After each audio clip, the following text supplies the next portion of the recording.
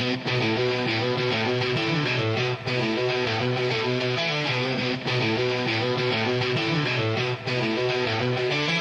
a world that walks the line, there's a rare few who think outside the box together for the crew. To break the equations, not bound to any rule. Exposing to the world the universe's own view. It takes the talent of the craftsman, it takes the mind of the fool to make the vision realize energy and matter in a duel.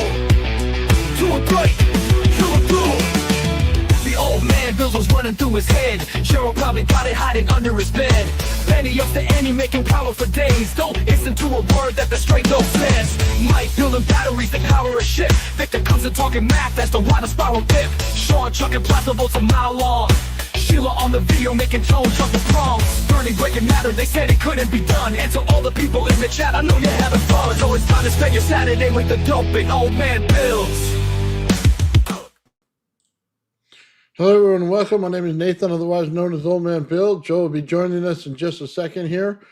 Guys, got a great show for you today. I wanted to, real quick before we start, give a shout out real quick. Lightspeed's been working with me and he's been working on something very cool. We went through and co-authored a paper on how to make a correction formula for everything out there. And this is kind of what he has here, and I want to show this to you. It's so awesome. He's built this out, and what it is a sensor array, and it's hooked to a device that'll put it into your computer, and you're going to be able to see exactly what everything's doing in it. What's your eddy current, what's your magnetism, what's your rotational rate, what the speed of that rotation is, everything. This is just flat out amazing. So I just want to give props out there too. Robert, you're awesome, brother. We're going to have you back on, man, once I hook this thing up in my garage around my Graviflyer. This is going to be an amazing step in the right direction. So props to you, man. Did an awesome job on this. It looks amazing. Joe, what's up? All man smokes is Friday. Take a look at this thing, man, Joe. I know, that is crazy. Excellent work, Robert. Yeah, dude, he's got it really going on, man. And he created a whole computer program front for it and everything. So it'll be able to capture everything that we need. This is amazing. I love it. That's the next level. It was the natural transition of being able to get better control over everything, and the control at the end of the day is going to be what takes every single one of these projects from, you know, just about there to there and beyond. It really is. Yeah. Okay, so we're going to be breaking down some film on the Graviflyer, dude. I'm so excited about this because to get Joe's perspective on it, it's going to be huge for us. And we have plenty of things that we discussed on it. But, and I know some things Joe wanted to put out there as well. It's really cool because it gives us true insight to really what's going on in the whole Graviflyer. It really does. And, you know, we've understood how the Graviflyer has worked for some time, at least all in theory. And it just seems that as everything develops and we see it in different ways and we understand what the relationship of the energy is and what the fields are doing and why they do it, I think that it comes a lot more clear as to exactly what needs to be done to make that project successful and the implications that everything else that we've done has on getting that thing to lift. And I think that Nathan and I had, over the last few days especially, really torn apart what it is that's going on. And we've been able to reveal some very, very incredible information, you know, that ties right into everything else and is the things that nobody has said. And, you know, if there's a reason to tune in today, just know you're going to hear things that nobody has said. Yeah. So Well, let's just start with the basic. Okay. yeah, let's go. Let's go. Let's tear it apart. All right. This right here is his basic schematic. And what I want to do is show you the upper right portion of it. And it's basically where the piezo connects in. And if you can see it, we got the motors, they go up to that point, both of them.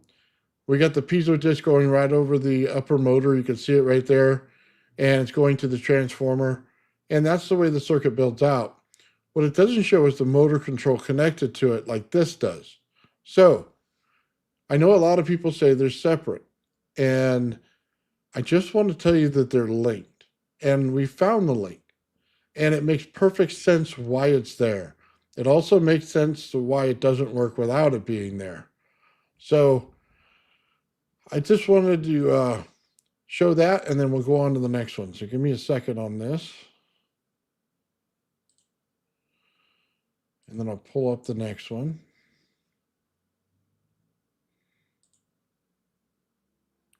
Let's see. Oh, we're going to have some fun here. Just find it real quick.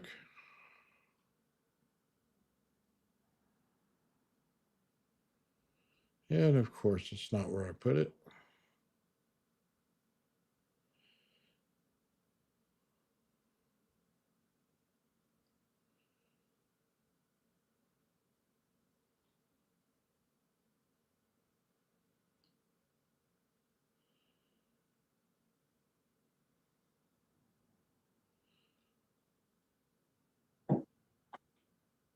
Sorry about this. I thought it was right there in Well, front of while me. you're looking for it, let me just throw out there that the reason I was a little bit late and I missed the damn theme song that I love so much is because I had been working on a graph that later on, when it becomes relevant, will show you. But I was able to plot all that stuff out. Well, most of it, at least. Nice. And I sent it to you on Messenger. So, just know that you have that. So when we say, all right, let's look at the graph, we know what we're talking about later on. Gotcha. Mhm. Okay, I got it. Okay. So everybody knows this is Alexi's Graviflyer. I want you to pay close attention to something. Okay. As this thing lifts, understand two things. The motors are connected to the piezo disc. The Graviflyer itself is loose. It is not tight. This guy paid no attention to how tight it was between each post for a good reason. And you're going to notice something. It's going to be like there's a cruder film after a while. Back and to the left. Okay. It's going to go to the left and then come up and lift. It'll go to the left and come up and lift. So let's go ahead and watch it.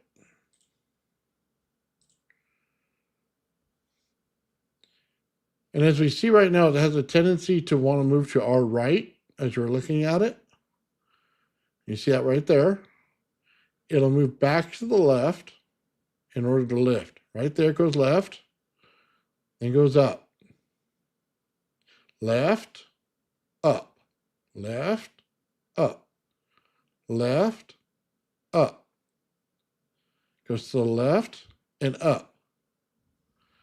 This very specific motion is created for one reason. When you turn off both motors and you turn off the piezoelectric disc going on, the Graviflyer moves to the left. But because this thing has centrifugal force when the motors are on, it goes to the right. So interrupting both the motors and the piezo at the same time causes it to go left. Then it causes it to go up because we're changing the energy inside the bubble. Now, Joe, I want to let you take it from here and just tell people what's going on there. Where to start? All right. Well, I'm going to start with what Nathan just said.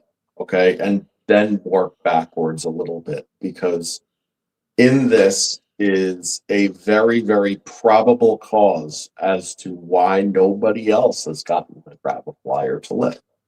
And any results that they did get also explains that. So it's a very interesting situation. The nature of what this is doing is it's giving, when they press the piezo disc and they pulse it, it stalls the engine.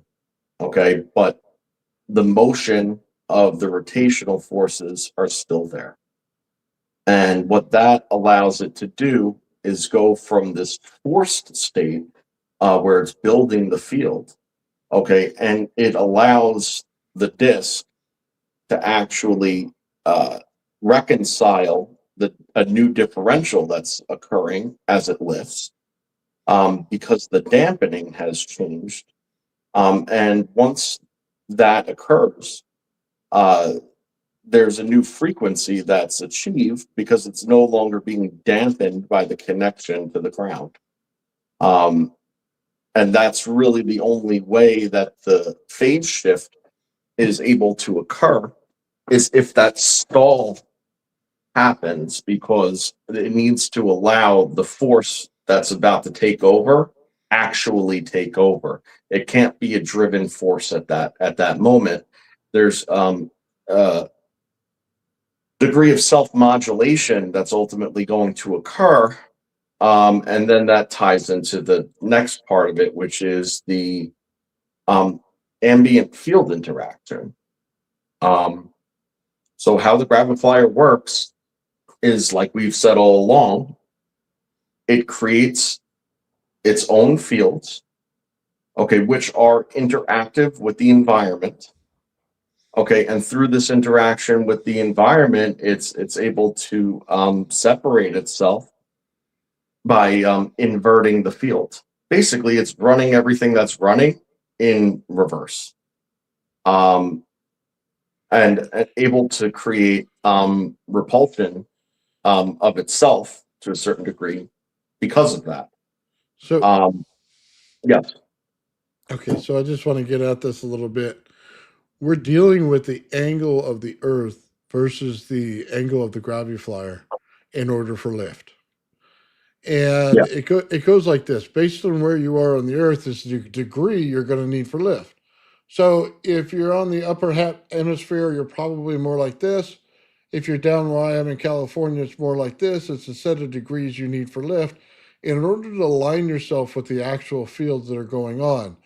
And it comes down to this. If the field is going up, okay, and you're aligned like this, you now need to go like this so that you can go up. Okay? Yeah. Some really, really smart guy that, I deal with sometimes came up with this whole idea.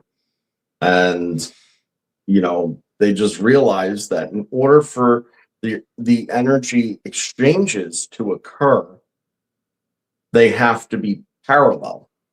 And when you're sticking off of the side of the Earth and the Earth's axis is spinning counter to you, you're actually spinning around like this, not like this at that point. So when you put the Graviflyer on the ground, well, the Graviflyer's sticking off the side of the field, and the field geometry as it is swooping over it, because, and down and over it in the northern hemisphere, like that, right? And it's in a state of expanse, and it's got a little bit of obviously a twist bias. So there's a few things going on, but the idea here is that the Earth's own fields, okay, are working actually not parallel to the Graviflyer as it is built. If you have your spinning disk and your central axis at 90 degrees up and down. So the way to compensate for that would be gyroscopically, and basically put it into a lock takeoff position with the axis facing the North Pole, and to have enough ground clearance for the disc to actually operate and rotate at that at that angle of attack. And then basically, as soon as it starts to lift off, just have enough play where it could self-right itself, because at that point, the field is going to be what pulls toward it. See, it'll self-modulate at that point, once it's off the ground. It's just a matter of getting it off the ground. You can't get it off the ground if your field geometry is running literally, cross of it in the first place.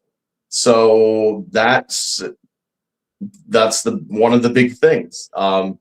You need to be parallel of the field. So when we say that, just understand this. It's just like putting a piece of aluminum foil on your table and then hitting it with high voltage. It sucks down to your table. It's at the wrong angle. At the right angle, you might get the right result. Just understand this. When you're dealing with anything aluminum, it has eddy currents in it as well. There are 3 flat discs that are creating 3 separate eddy current fields that are going on in this craft. I want to make sure you understand the positioning, though, because while you're dealing with this, you're also dealing with scalar. So you have a round field outside of your planet, right? And what you're trying to do is every single one of them goes by distance and it goes by frequency.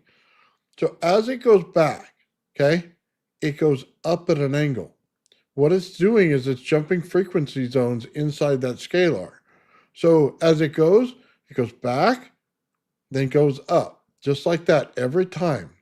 And you could tell the angle that he goes at because that's the angle and height of the actual distance he travels. So you can go out there 1/2 base times height and do the triangle and figure out exactly the degrees of measurements he did it in on this craft, okay, based on where he is in the world. It's that simple as far as that goes, but the electrical system itself has to work with you in this. This is why you need the stall. This is why he left it loose, okay? When you're going one direction that's tight, it'll start to move to the right. As we look at it head on, it's probably the opposite way when you're standing in front of it. Just understand, it moves, and then as soon as you let off the power of the motors, it goes back the other way. We also know that this is the difference in the actual frequency. Why? Because the piezo disc is completely putting frequency upon the whole craft at all times when it's there. When we let off of it, it pushes up, okay? Why? Because it's changing the frequency in it from the environmental condition it's in right then and there to the new environmental condition over here. And it needs to be off in order to convert those two. So it's all working in conjunction together. As soon as it goes back and up, it's changing the environmental condition. The piezo goes back on. It has a new environmental condition around it and changes. But this ties into exactly how you build the field itself. The roundness of the Earth, okay, is right here. Your Graviflyer is on it. When you build the field, it is at the frequency of exactly where you are in position on top of the Earth. It's pulling in that energy wrapped around it, okay, in order to build the field. That's why it needs that slight tilt, go to one corner, then come up. It's loose, so we can get that tilt to work into it heavier and then come up. So we can get it off 2 legs, and then it'll right itself back up to normal position. Just Right. like that. So right now, what you were seeing and what people have shown in the past is that when you almost get it, the thing tips over. And that's because it's falling in, but at the same time, it's fighting, it's getting fought, at the same time. So then what ends up happening is that as soon as it gets any bite, rather than it be able to go up, it ends up falling out of dampen because it's actually trying to pull one way. So because it's pulling one way, it's pulling to that polarity. It's actually trying to pull itself and force itself into that alignment. The problem is that at that point, once the leg or two breaks the ground, it's in an oscillatory situation where it needs to self-stabilize, okay, but it's still being somewhat dampened because it's contacting the ground.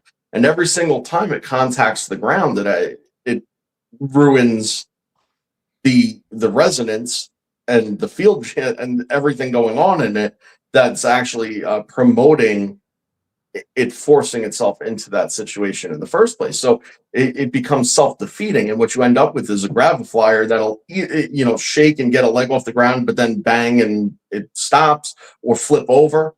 Mhm. And I would guarantee you that every time it's flipping over to the north. No matter how you orient it initially, it's going to rotate itself and try to orientate itself correctly. And then once the field's built up strong enough, if that's how you know you're getting the differentials, is because it starts pulling in that direction. And if you just simply rectified that, for the angular momentum differential and make the field lines parallel at that point, then bang, there you go. And we talked about this when we were talking about gyroscopic and centrifugal forces and stuff, and how angular momentum, has tangible weight reduction and state and stability things. And if you ever seen a guy spinning, something on a stick or whatever, a tire on a stick that's spinning or whatever, and he's rotating it above his head, right? You notice it's forced rotation in one direction. You can't go the other way, right? Torsion. That's the torque from the torsion, right? And then you have the fact that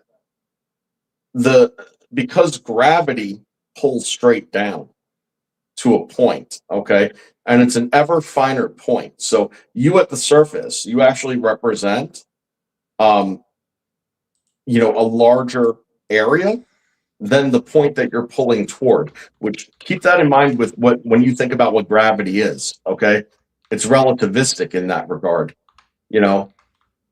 and it's downward center toward the center of the earth. Okay, so the thing about it is that when you lift that wheel thing up, right, and you're spinning it, it's most efficient when it's at 90 degrees parallel to the earth because of gravity. That's where it should have its least amount of losses, but that tends to not be true. It tends to be most stable before it's able to do that, because you have to overcome another torque to get it upright. Why? Because of the rotation of the earth. It gets stuck in its stable form at an angle. Okay, so when you're turning the thing around, the thing is at an orbital angle, and that angle is directly relevant to the alignment with the pole. So Because let me show this for you, Joe. Here, let me help you out. Now, this is the exact what you're trying to say. Yes. As soon as he spins it up, it basically has a rotation, and it's angled towards the north, right? It's got a specific angle, okay, that he's able to achieve. And I've seen it in more extreme examples too, where it's like literally sticking out, and you could go like this, and it feels like nothing. Well, I would. Sorry, I would show that, Joe, but the guy keeps knocking my videos. I got you. Well, anyway, the idea there is that the axis of the handle that you're holding is at the angle of adjustment. That's where it's most stable. So what that ultimately means is that it's most stable in an unstable configuration. Its most stable configuration, where it would be 90 degrees in parallel, however, okay, is unstable because it's going to want to fight to get back to that other stable zone. But then you have other forces working against you. At that angle, you have gravity working against you. Yeah. Whereas this angle, you don't have gravity working against you as much, because you're parallel to gravity, but not to the pole.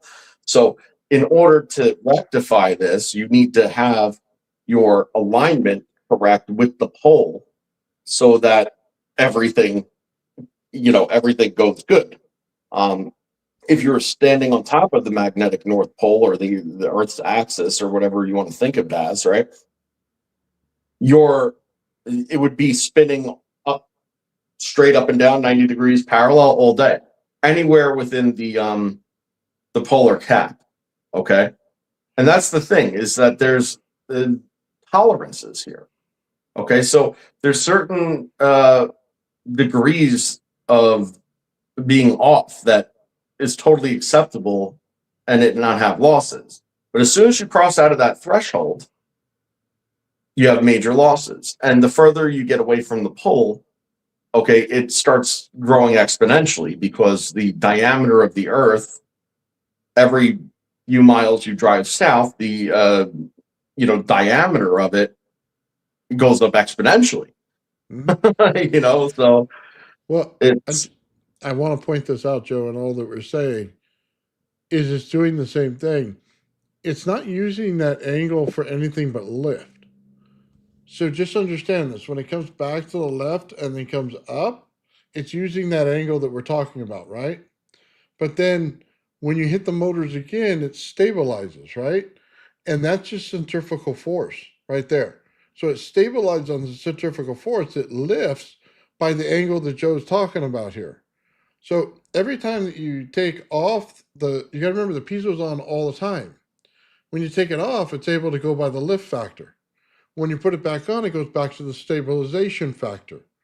So it all coincides with exactly how this thing lifts off. And I'll show the video again. I think it's important to see it now that we've explained it a bit.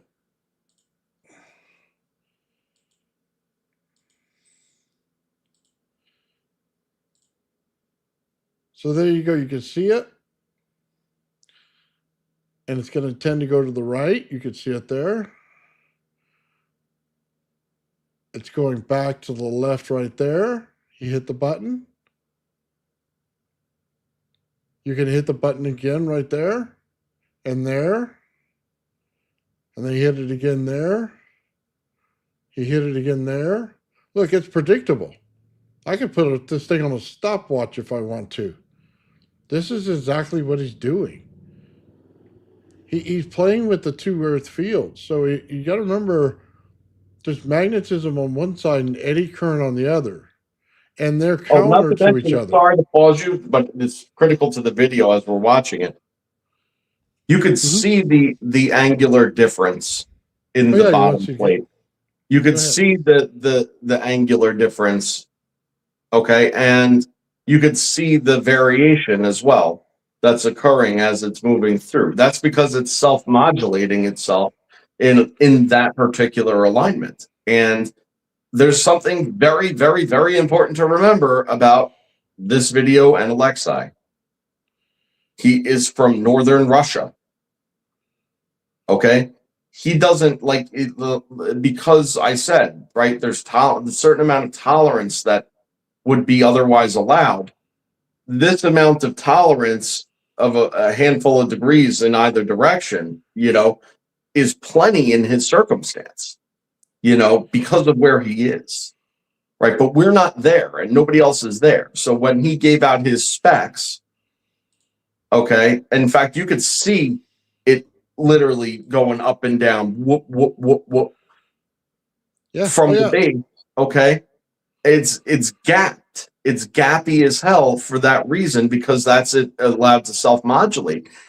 You don't tell somebody that they go to replicate it, but they live in North Carolina, they're never going to get the effect. They never could. In a million years, they could build it. They could bring his Graviflyer to North Carolina. It wouldn't fly unless if he allowed for that. Yeah. Not Now, only the that, thing is that you need like 27 in New York where I am. You need something like between 26 and 27 or 28 degrees offset. so just to prove your point a little bit, Joe, the bottom disc has a different angle than the center disc. The center disc and the upper disc are aligned. It looks like almost perfectly, but the lower disc isn't. Now, engineer would tell me I'm all off on how I'm doing this, but this goes to how you get it started to make it an ease of start. Why? Because you need that angle in the beginning and then it levels out. Okay, it always levels out where the magnets are because that's centrifugal force. If you ever held a disc in your hand with a motor, you know that. But this right here, again, easier way to lift, leave it loose, get the bottom to shift. So because we live at a more extreme latitude, chances of that just simply working with that level of give is difficult, because even though the fields that it has are stabilizing and allowing it to work with less, if any, resistance, any sort of dampening of the system is an instability. So the reality of it is it should probably be fixed in place, at that extreme angle, because it is. But the thing is that once you get it up, you immediately can have a tensioner that, as soon as the weight is off of it, it frees the mechanism to actually move at that point, the same as it is here. Because the thing is, it will self-correct. And once it's up, it's up. You don't have to fix it in place to compensate for that any longer. And that's just sort of the reality of it, I'm pretty sure. So I got to tell this to people out there, and I see it come up in the chat a couple times. I've ignored it. I'll say it for this. I'm on the side that it works. I built the field in my garage. I understand exactly what it is. I understand the currents and all the energies going on. And quite frankly, man, I think anybody who tries to debunk it's wrong. I think they're completely wrong, completely misunderstanding the situation. That's why I'll have anti-gravity before you could ever in your dreams. So deal with that. That's just the way it's going to be. Yeah, I mean, it's like this. Should, with what we know now, we should be able to show this pretty shortly, right? But there's already conversation with Nathan and I about the way forward, because one thing that we've acknowledged from the beginning was that the Graviflyer was never the way forward. It does what it does, it shows what it shows. It does so in, a certain way, and in that certain way, frankly, I mean, it's not everything that you want and need. It should be enough, but the thing is that we've discovered things at this point and made realizations and connections that the implications are that we would be able to do solid state gravity flyer that also has more characteristic effects. We'll say that this does the floaty thing, but what about all the other stuff? Well, Nathan and I have hashed out a way forward, as far as more impressive effects. Let's put it that way. I want to show you, Joe, where he describes the ether. So I'm going to pull this video down, and I'm going to bring that one up. Sorry. Go ahead, Joe. I'm just going to go scrolling through real quick and find. Well, no, I have it right here. Okay. So it's important to understand what he's talking about. I don't know if I have it at the right point, but we'll see.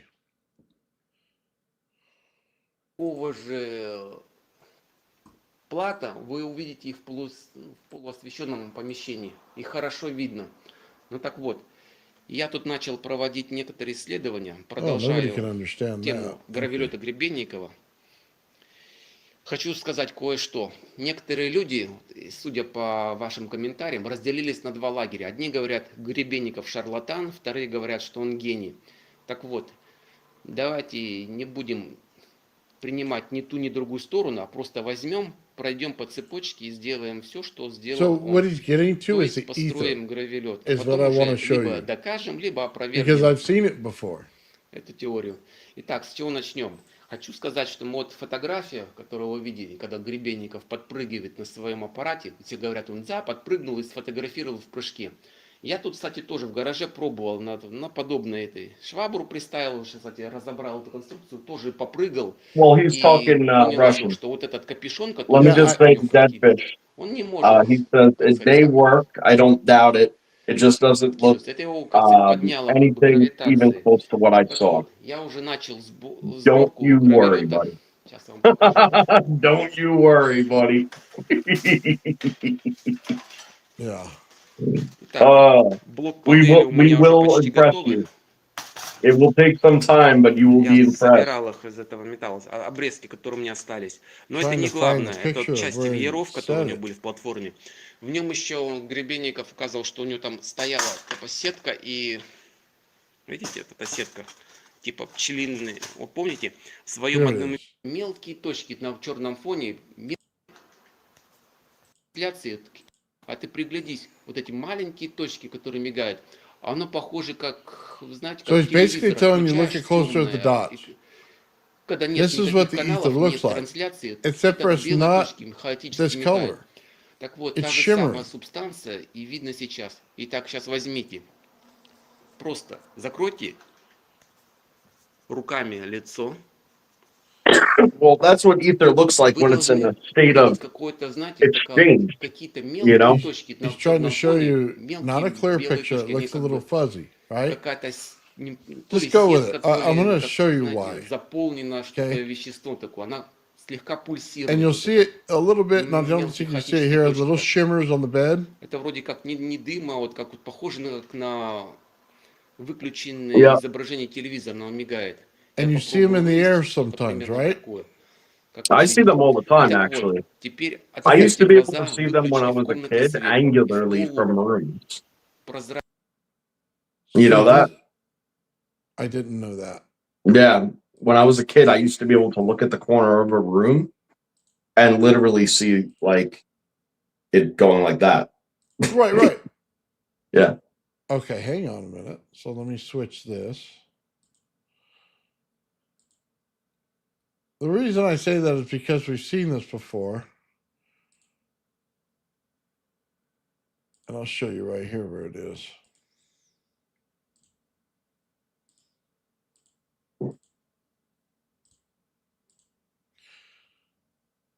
So if you take a look at this is a Tesla coil, okay? And I took out the background so you could see the energy field around it. Mm-hmm. But if you look The at warble. the top one, it's right there. Oh yeah, you can see it. And you see the warble. You could see the energy right in the air. It has to do with how you're building the field around it. It's interacting with the ether. That's what he's trying to say. This is why you use the outside energy of it, because you're building the impulse from the center of the Tesla coil, which is the eddy current around it, which makes perfect sense for the aluminum and the way the eddy currents would work around this. When you compress inside air inside of a fitness ball, that's what you get. You pressurize the gas, it builds out the fields on the inside, comes out to the outside layer of eddy current, and it interacts directly with the ether. That's exactly what these fields are doing. All right. Yeah, so I want to tie a little bit of this together with other stuff that we've been talking about. And I don't want to get off of Graviflyer, but it's all relative to one another. Okay, I keep on saying parallel energy exchange. And then when we started today's episode off, we explained exactly why the parallel energy exchange has to occur in that fashion in order for you to have a manageable effect. Now, with RAV, in the energy exchange, okay, you have two different things, okay, which should attract, okay, but they're parallel, okay, and the way that they're also in a state of propagation, okay, is at each other, okay. So when you have two things that are opposite, so to speak, of one another, okay, they're parallel to each other, and they are also coming directly at each other. Well, they think that they're the same. So rather than them attract, the inverse occurs and they repel. Okay, then they go along their merry way and they find the other side and then they loop back. Now, when they loop back, they start pressing in because they come back into proximity, okay, with the other side of the field, okay, which is the opposite as far as it's concerned itself. And then because it's then in a state of attraction, it crosses to finish the loop. So you have a feed going directly at each other. The two things come together and they go, nope, not today. They go their opposite way. They loop around and then they start pulled in and then they cross. And why is that significant? Because that is how, when you have quantity imbalance, which is the differential in itself of energy densities, okay, it creates an asymmetric exchange, but there's still an exchange that has to take place. Because it's on a free flow where every bit of potential is able to go through and so on and so forth, because it's met in a state of resistance through the intermedium. Where it crosses, it's at that point that the magnetic fields are complete. Okay, so where are they complete? Well, there's multiple, and they all work with like gears. Where if you turn one gear, well, all the other gears turn too. So if you turn this gear faster, those gears turn faster. This is how it regulates the ratios once that's established.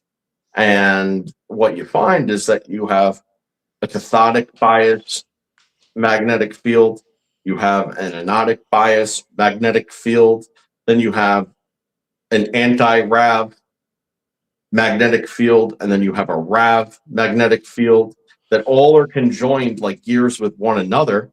Okay, and then when all these turning cylinders, so to speak, right, are moving the rope of the magnetic field around this, hypothetical thing that I'm describing to you, right?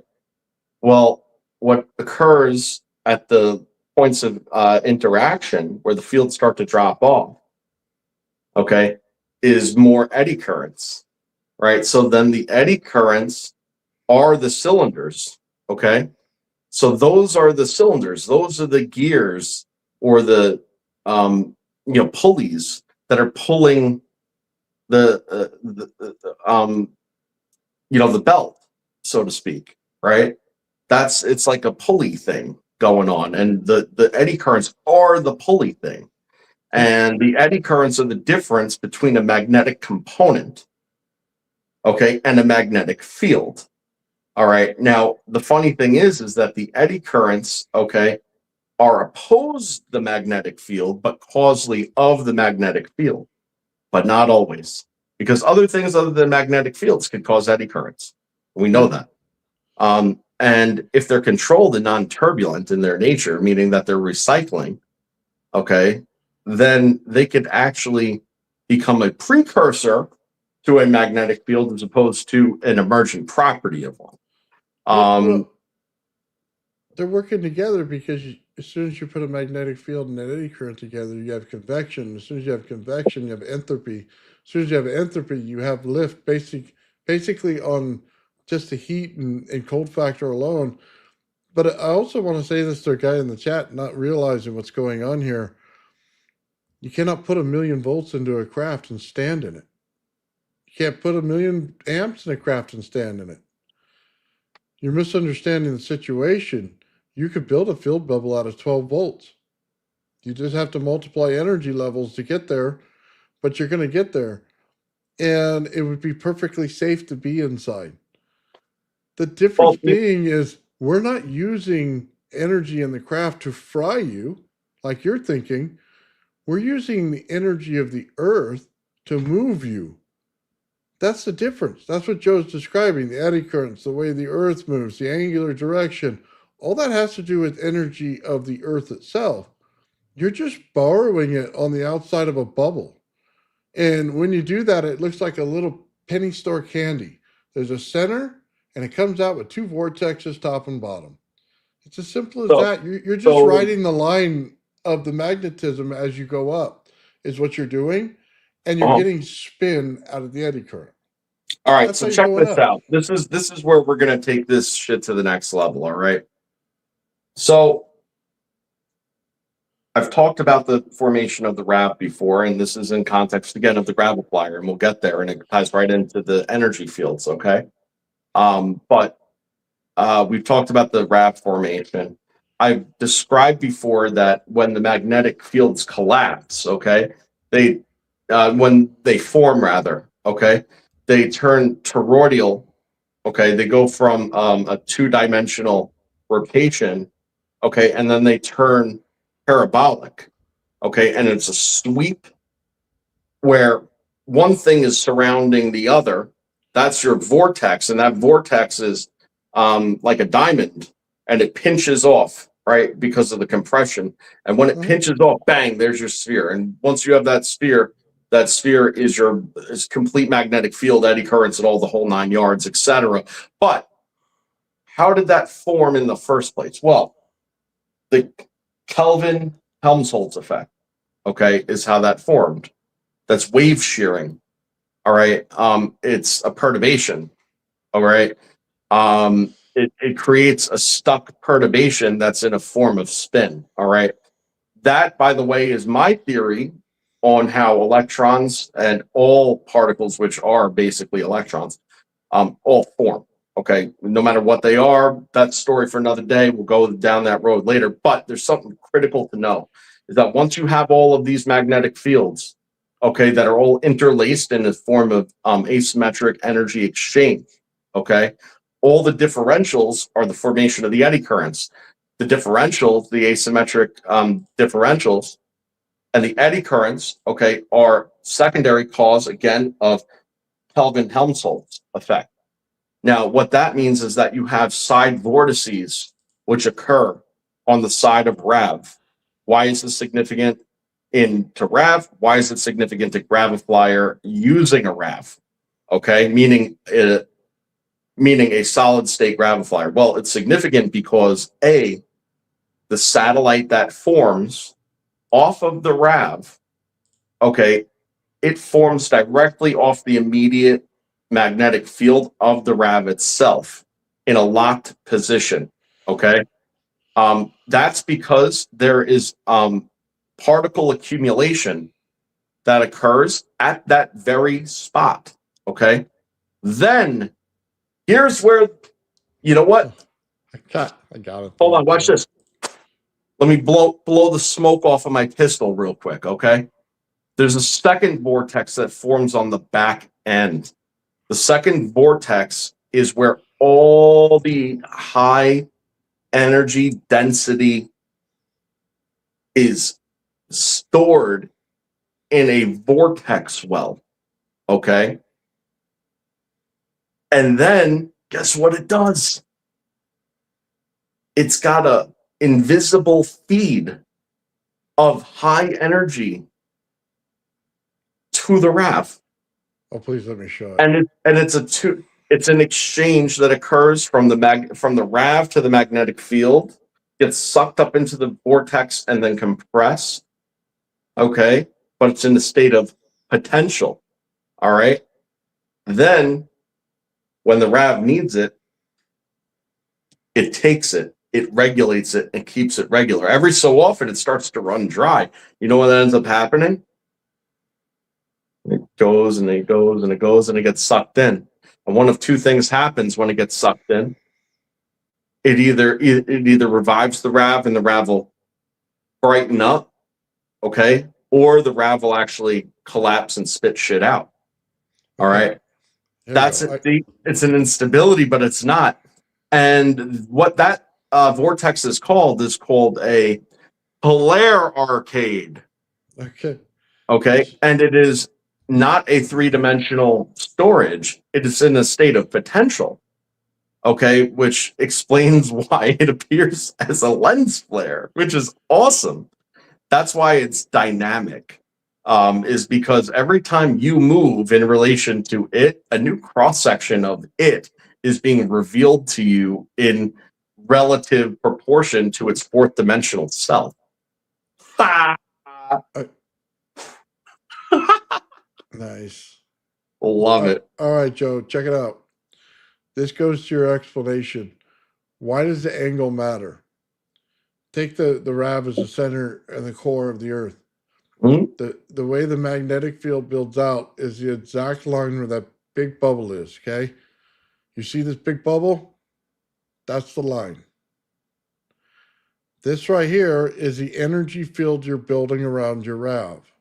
Excuse me, around your Graviflyer. Right here. Why? So all your high energy, and that was the point with the Graviflyer, your high energy is actually virtual and out of your immediate proximity through a fourth dimensional feed. Get your head on that. So That's crazy. So hold on. Let me just explain this. You're not using the energy of the Graviflyer to create the field. You're creating the condition and the angle to pull the field in from the magnetic field that's already there. All you're doing is creating your little ball lightning as your field around it. That's what's going on here. That's why it uses the energy of the Earth, not the energy inside your craft. That's why it doesn't kill you and light you up and make you dinner. Okay? It is creating it around you. It's using natural forces of it around you, which energy is not just volts and amps. Energy is everywhere and everything. We live in a sea of energy, not in a field of volts and amps. Understand that. Energy. Energy is different. This is why you can use one of the fields of the Earth and directly the angle that you're coming off of the Earth to get this right in order to follow the line of the field, in order to make your field around your Graviflyer work. And it'll work perfectly just that way without killing you on the inside by giving you all the energy you need. I fail to see the point of frying yourself in 1,000,000 volts. I really do. But when you see so hold on, I gotta finish this. Because it's energy, it works on entropy, it works on heat, it works on cold, it works on all those factors that you're not considering. That's the point. It's energy, not just amps and volts. Definitely. I mean, I don't even think in terms of amps and volts, but although when we get to the chart, I guess some of it will come into play, but it doesn't really matter. So check this out about it, right? Nathan and I were talking, and in the conversation, I had a little bit of a realization about RAV inside of a quartz crystal, right?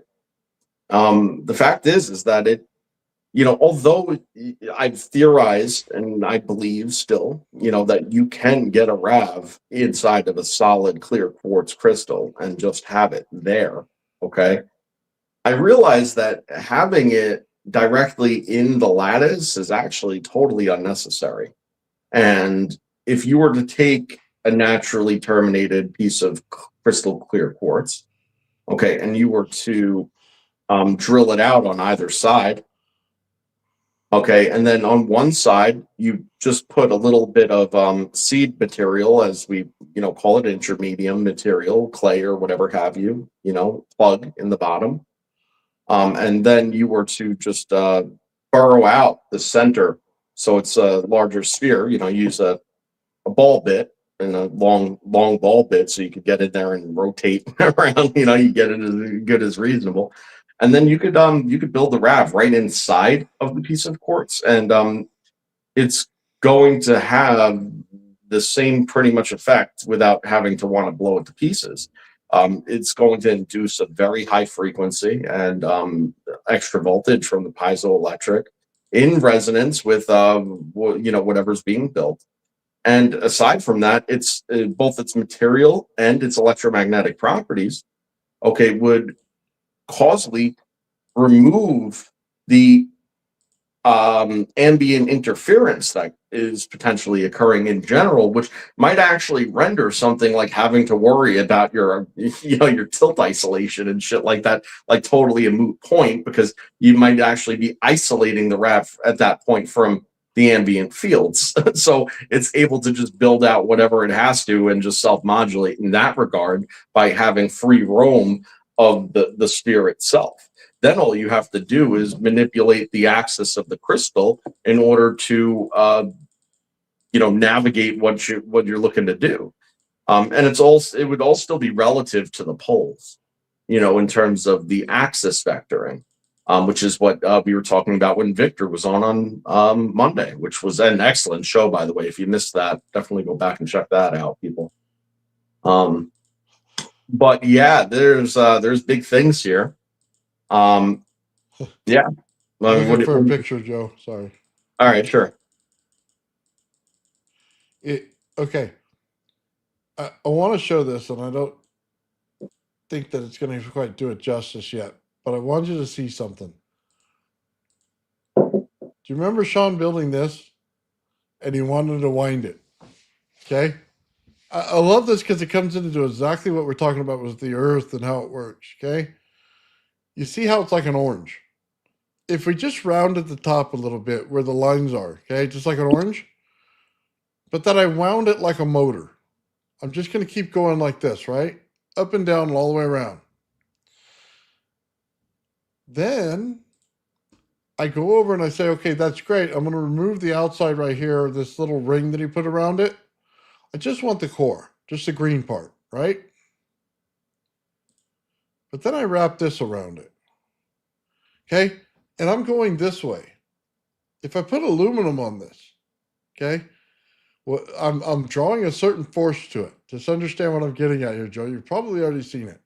I'm going like this with magnetism, going like this with eddy current, okay? If that center was free to spin, what does it create? Creates a scalar from it.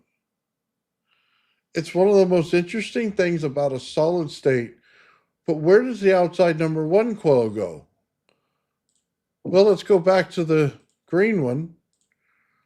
That round right there, that coil that he put around it, whether it be wrapped around like that or just normal wrapping of a coil, that's your number one. That goes on the outside. Now you have the understanding of what's going on, because now you have a motor that runs. You have eddy current that runs. Magnetic field is going this way as the motor runs. And you also have an outside force like this, right dead in the center, just like the rings of a planet that create heat. The equator creates heat. On the outside, you have the rings that will create heat as well, because what are they? They're basically a ZVS connected to induction right there. So you just get induction heating, right? But that's the same principles that we're looking at here. So if you wanted solid state Graviflyer, there it is. There's your solid state. You're getting everything that you asked for, your eddy current, your scalar, you're getting rotation in the center of a motor, okay? It's building out the magnetic field to give you your scalar component as it rotates. Now it's the field of the magnets at distance, but it's also distance to temperature, because the further it gets out, the colder it gets. The closer to the center, the hotter the core, just like a motor. Just wanted to show you that. All right, so I think this is a good transition into that graph that I sent you. Because if, some people think in theory, other people think in math. I guess I think in both. And I haven't had time to do the full analysis on what I've already created here, but it's providing a visual. All right. And I think you guys are going to both appreciate it and like it. And if, when I get all the stuff that I could say specifically about it, about the relationships, okay, you're going to be blown away. Right now, I very highly suggest when Nathan puts it on, for anybody interested, take a good screenshot of it, okay, and start looking at it for correlation, because I think that the people out there will be able to see it as well, but I need to start playing with the numbers. Okay. So I need what to. so what I did, well, I'll start explaining it while you know, do that. So what I did was I took a good old Tesla 369, as we like to say, right? You know, and the Rodin spiral math sequencing. We know that that has exactly the field geometries at play that are ever repeating in all of the things that we need and want. And what I did was a couple of things. The first thing I did was I changed it from a spiral or round, okay, to just a graph. I graphed it out as a wave, okay. Let me show it, Joe. I got to show the 369 so everybody knows what we're talking about. Okay. So that's your spiral math 369 Rodin, whatever you want to call it, okay? But the idea here is this. You're starting at 1 to 2 to 4, then to 8 to 7 to 5 and back to 1. Okay? And those are your primary currents, okay, that are caused for magnetism, all right? And they're reverse rotational, all right? Then you have your red lines, which are the 3, the 6, and the 9. When the 3 and the 6 activate, okay, they attach to the 9. The difference between the 3 and the 6, the median of this whole entire thing, is where you see that scalar bust in the middle, which is a 4.5. Because the 3 and the 6 have to activate it somewhere during the other sequencing, okay, you know that it's a pulse. Well, what's a pulse? A DC is a pulse. Okay. So you need to be able to make that correlation to understand that the primary sequence of 1, 2, 4, 8, 7, 5, 1, okay, is an AC wave. Okay. And you know what is emergent from it is this DC wave that actually pulses a second DC vector, because the creation of the 2, okay, creates the third. All right, so when the 2 cross, the third is created, and you'll see that in this chart. Now, I went one step further, and I probably shouldn't have initially, okay, but what I also did was I inverted it and put it 180 degrees out of phase parallel.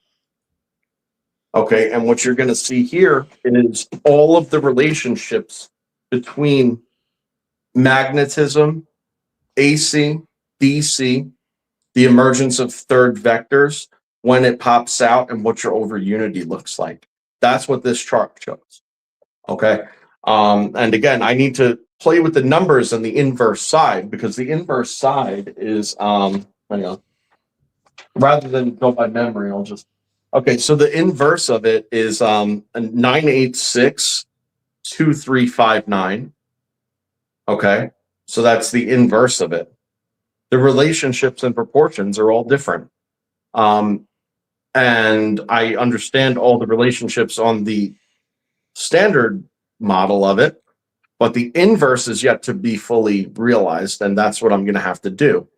But every time we talk about ratios and relationships, proportions, okay, that data is all present in this chart. Okay.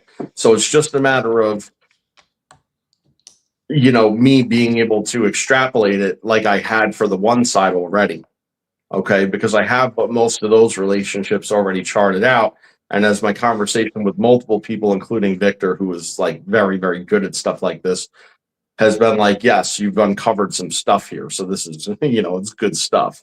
But what you're going to realize here is a few things.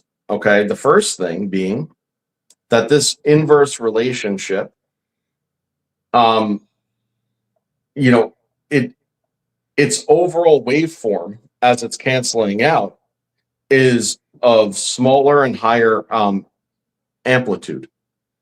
Okay. And you have the same fluctuations occurring both on the AC and the DC side. Okay. And when you look at the geometries of the interactions, what you quickly realize is that it's both caduceus and helical. Okay. That the cancellation is not total or complete in any regard at any point. That it counterbalances everything, and allows you to then move some of the points through modulation. Okay. And where you move those points once this state is achieved, okay, is deterministic of the result. What do I mean by that? Well, I mean, if you're steering a craft, you move the axis. Where you move the axis is the point moving, changes the proportional relationship, gives a bias to one side, and that's where you go. How fast? Instantly. Like ungodly instantly. Yes. If you time gets crunched into this big, time gets crunched into this big because of the phasing and how the phase shifts work. This is a state of almost it's periods of still where time is ambiently outside of this passing, but it's paused almost briefly for you, but it's in sequence. It's like a flicker. So what that would appear to be is that the phase is coming in and out much more rapidly and readily than it typically does. So it manipulates the Planck scale. At that point, you're able to actually access these points if you amplify up to the point of the nodes. So what's the value? Very, very small. Okay, the value of these nodal points, okay, only falls 1 unit outside of where the amps already are in the existing waveform. Okay, so that's realistically it.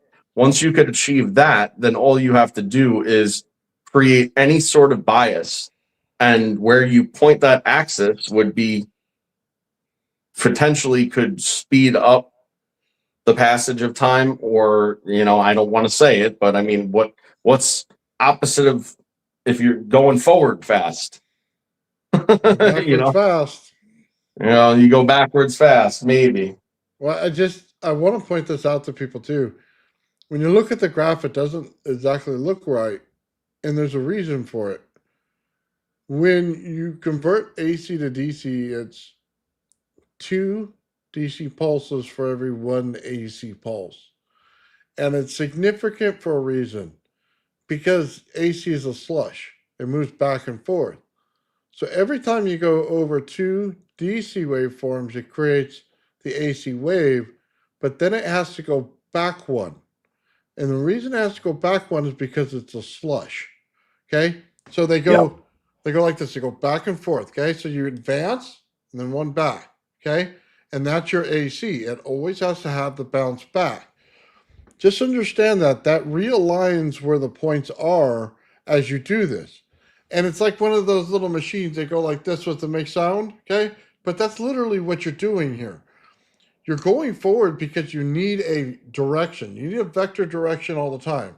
That's why it's 2 forward. It goes 1 back on top of that, but it doesn't change the direction of it. What happens here, though, is it'll turn into a sawtooth when you go negative. So when you go negative, the field itself goes up like this, right? So we went from square on 2 to rounded on 1 to sawtooth on the other, but everybody who deals with the sawtooth is literally dealing in negative energy, which means they're getting the cold energy field. Okay, just understand that for what it is. A Bedini spike is negative energy. How did he get it? The sawtooth, the massive spike in the energy, right? Every time. How did that happen? Because he backed it up. Quick, Nathan, important. So what Nathan's saying, okay, because, and you know what, on this chart, it's not even finished yet. I had to rush it to get it even done in time. We talked about it earlier today, and I got it done. I don't think he expected me to have it done. Let's put it that way. Long and short is, I didn't connect the points, okay, of the spikes. Okay. Now, if I connected the points of the spikes to that which they're causal, okay, what you'd realize is that it assumes retrocausality. Okay. Or precognition. No, yeah, I don't know. One or the other or both. Okay. It's basically saying that that emergent spike is predicted ahead of time and allowed to happen. Okay. Or that it goes back in time and occurs. But that's as a result of the slushing that Nathan is saying. So the having, first of all, the sawtooth in itself, if you look at its geometry and sort of what it's doing, it's absolutely an alternating current. Okay. It's in flux. However, it is somewhat DC like in what it's doing because of its proportions, okay, and how it builds up and then comes back down. It's like sweeping motion, okay.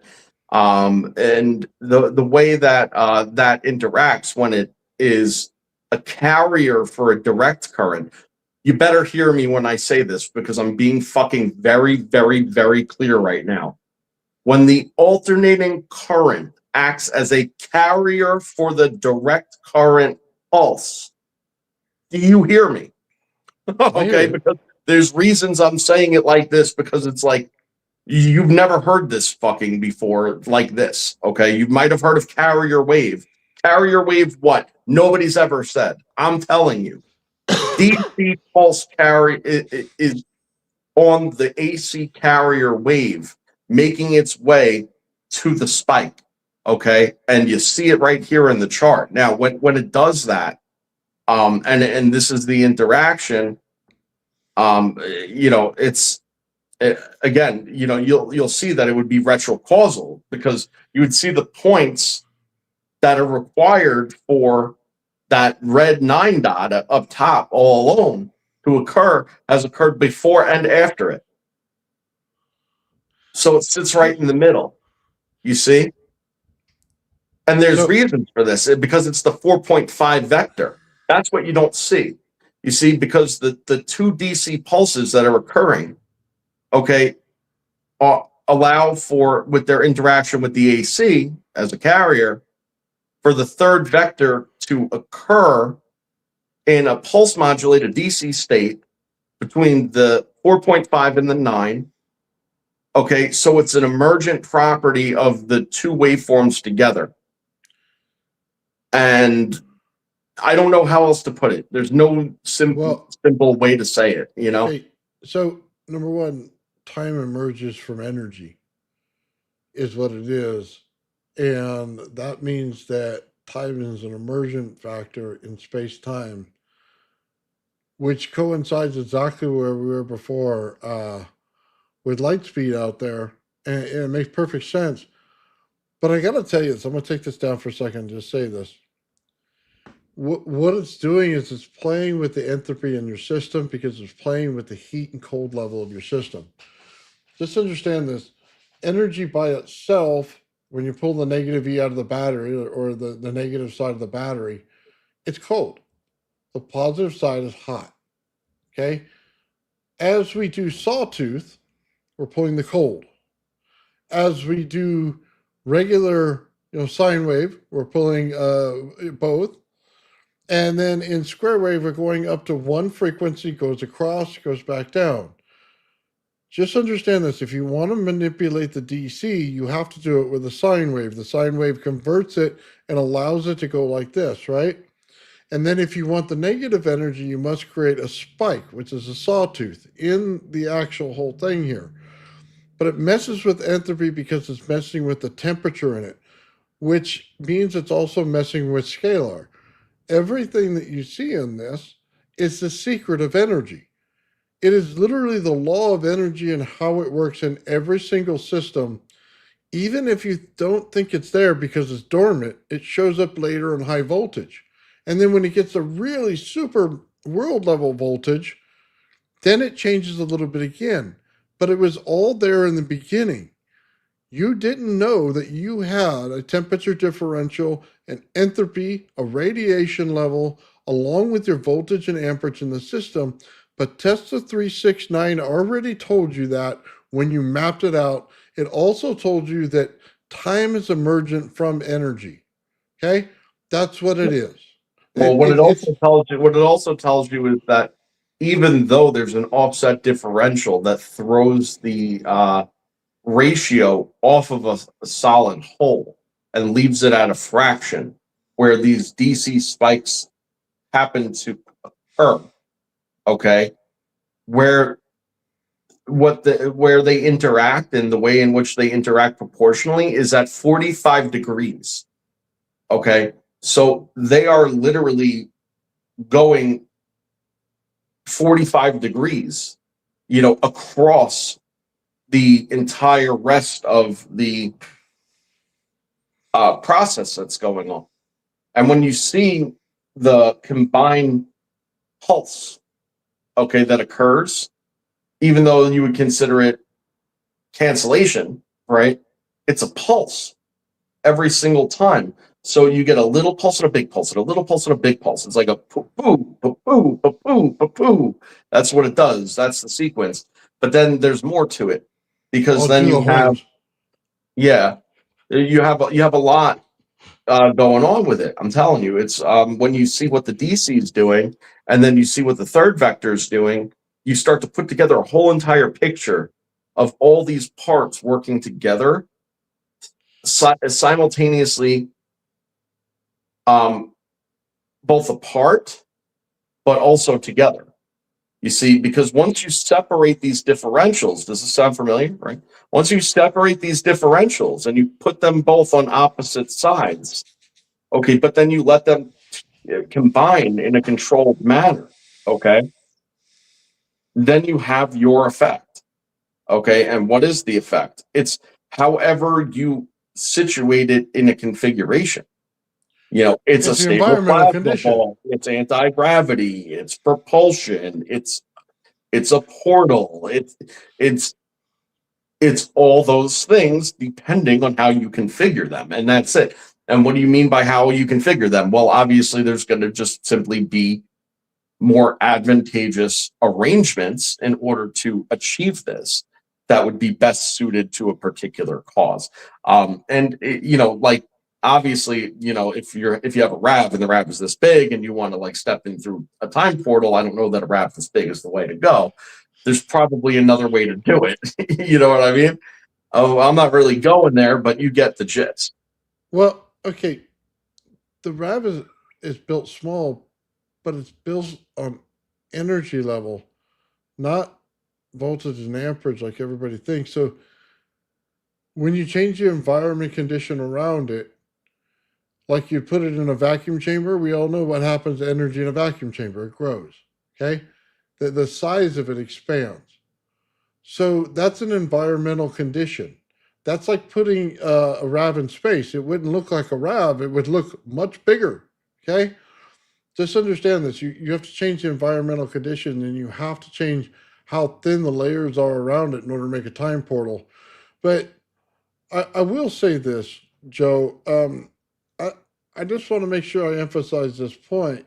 The 369 is telling you that how energy is made and what processes it goes through and how to change it. And it's a secret Tesla knew for a long time. It How is. to come. Yeah, it shows you all the proportions. It's what it Yeah. shows you.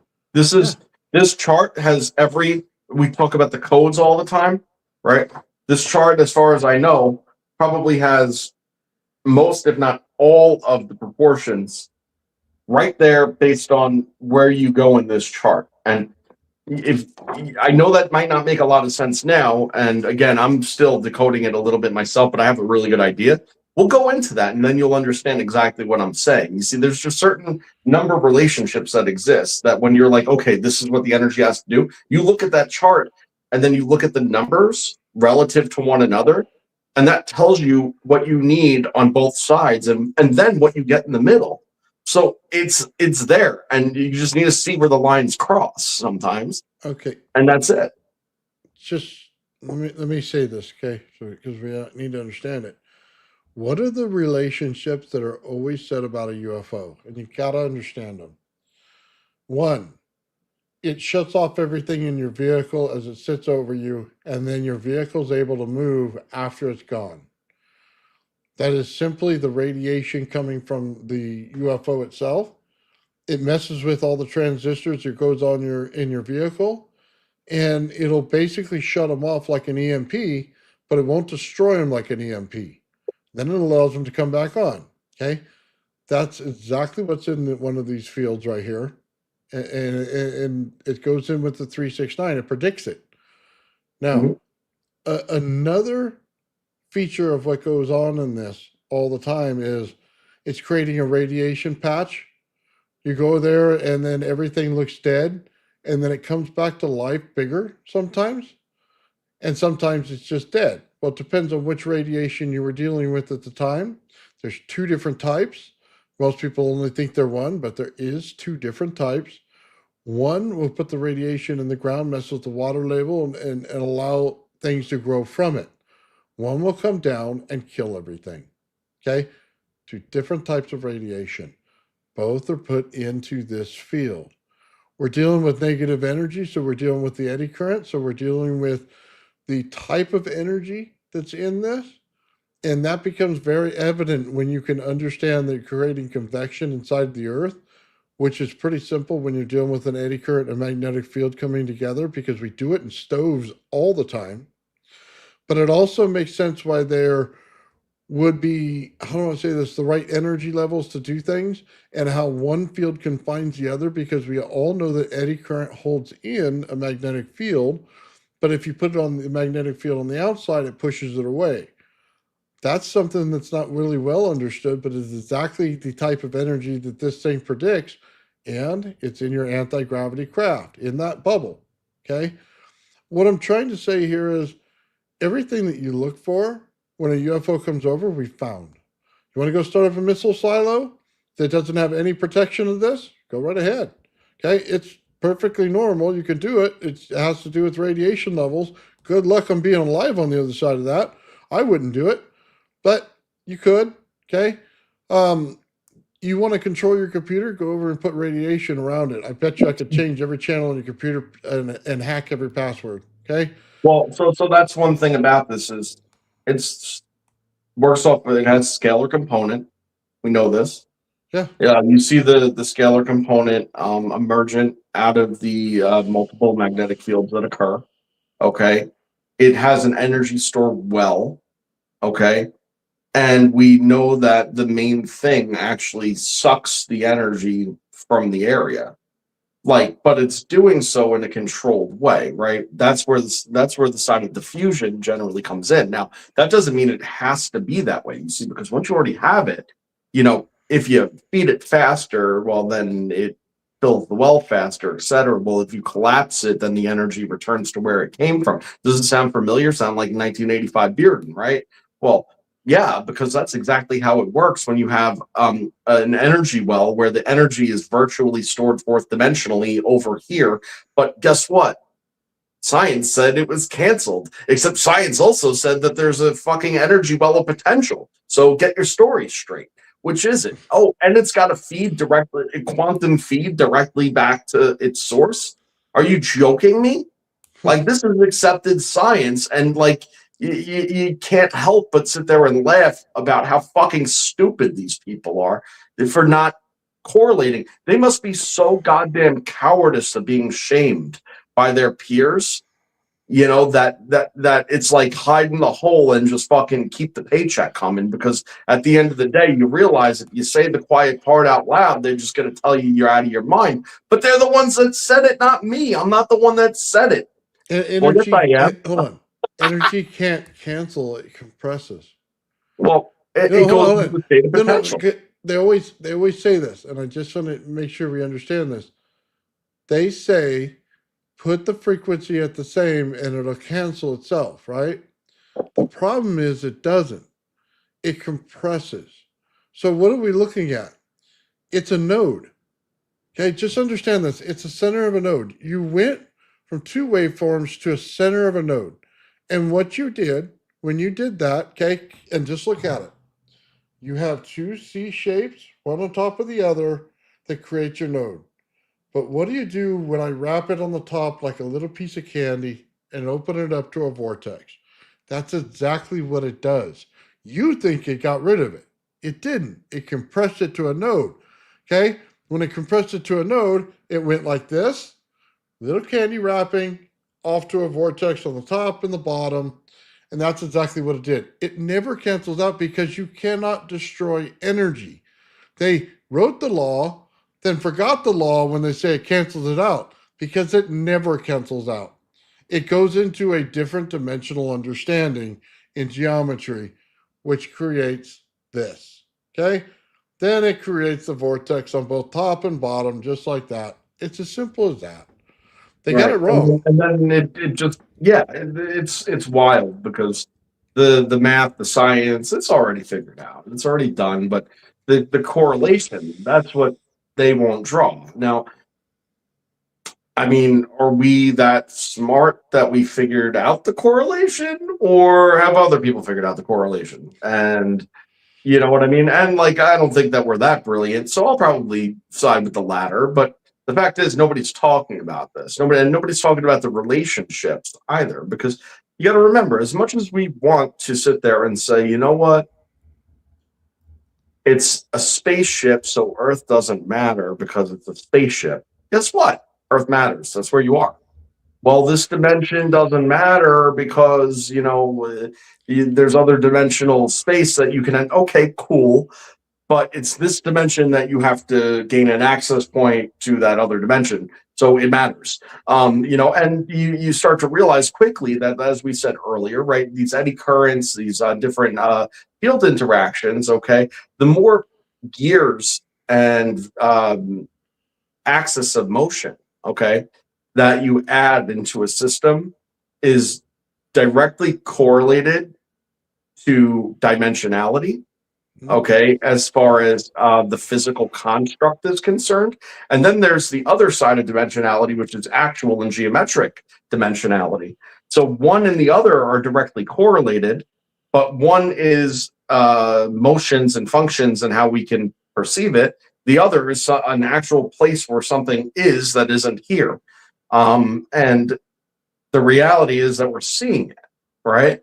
We're seeing it. And it's undeniable that these quantum feeds, if that's what the schmucks want to call it, so be it. I'll use their words: quantum tunneling, quantum feeds, entanglement. Well, yeah, that's all where it goes, because it all goes into these wells that are stored not here. And okay, Joe, I got to show you this. Okay, I was talking earlier with Sean, and I showed him this. Sorry for the picture being so small on this one.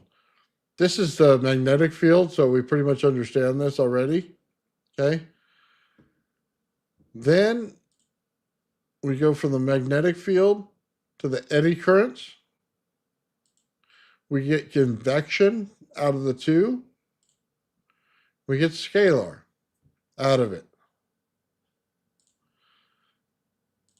It shows exactly how the energy patterns work and which dimension they're in. Sorry. I'm sorry. I should have a better picture. They're bigger, but. Well, do you have that picture that I sent you earlier about the Earth and the magnetic fields and the vortices and stuff? Because that's actually directly related to what I was talking about earlier, which was this one right here. If I forget it. Oh yeah, what is it? Kelvin Helmholtz. Okay, so Kelvin Helmholtz. Well, that's one of them. So that has to do with the flare. So that's actually called a flare arcade. Okay. Something that you can see. That is what that is. And we've seen the little pin. We've seen exactly this, the butt plug with the little pin coming out of it. And, you know, and it's upper dimensional in its nature. You know, it's got a ball and it literally cups the ball. And then, you know, goes off into different states of compression. That's the heavy energy store. Okay, so this is the one that I was talking about. So in this, it's showing Earth and its magnetic field. Okay, and it's not showing the what do they call that? The Earth's bit larger field, which if we superimpose that on top of it, you'd be like, holy God. But regardless, you have Earth, which is analogous to the RAV in this case, okay? And then you have these two vortices. All right, one falls directly at the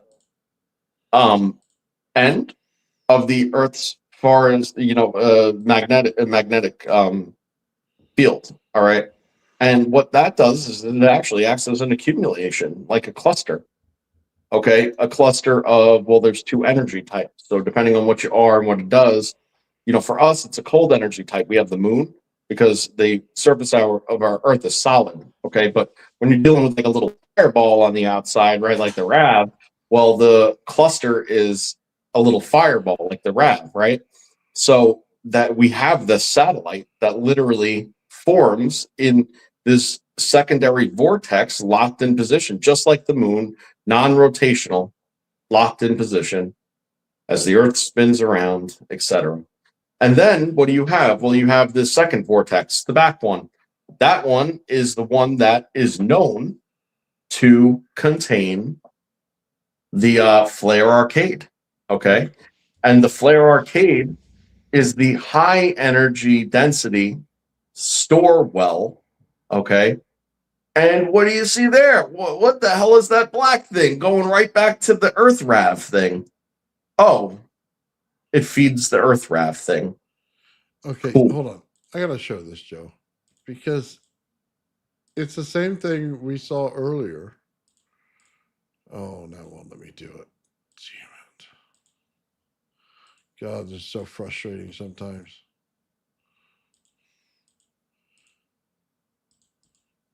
All right, go ahead. It bringing up something stupid won't let me show it.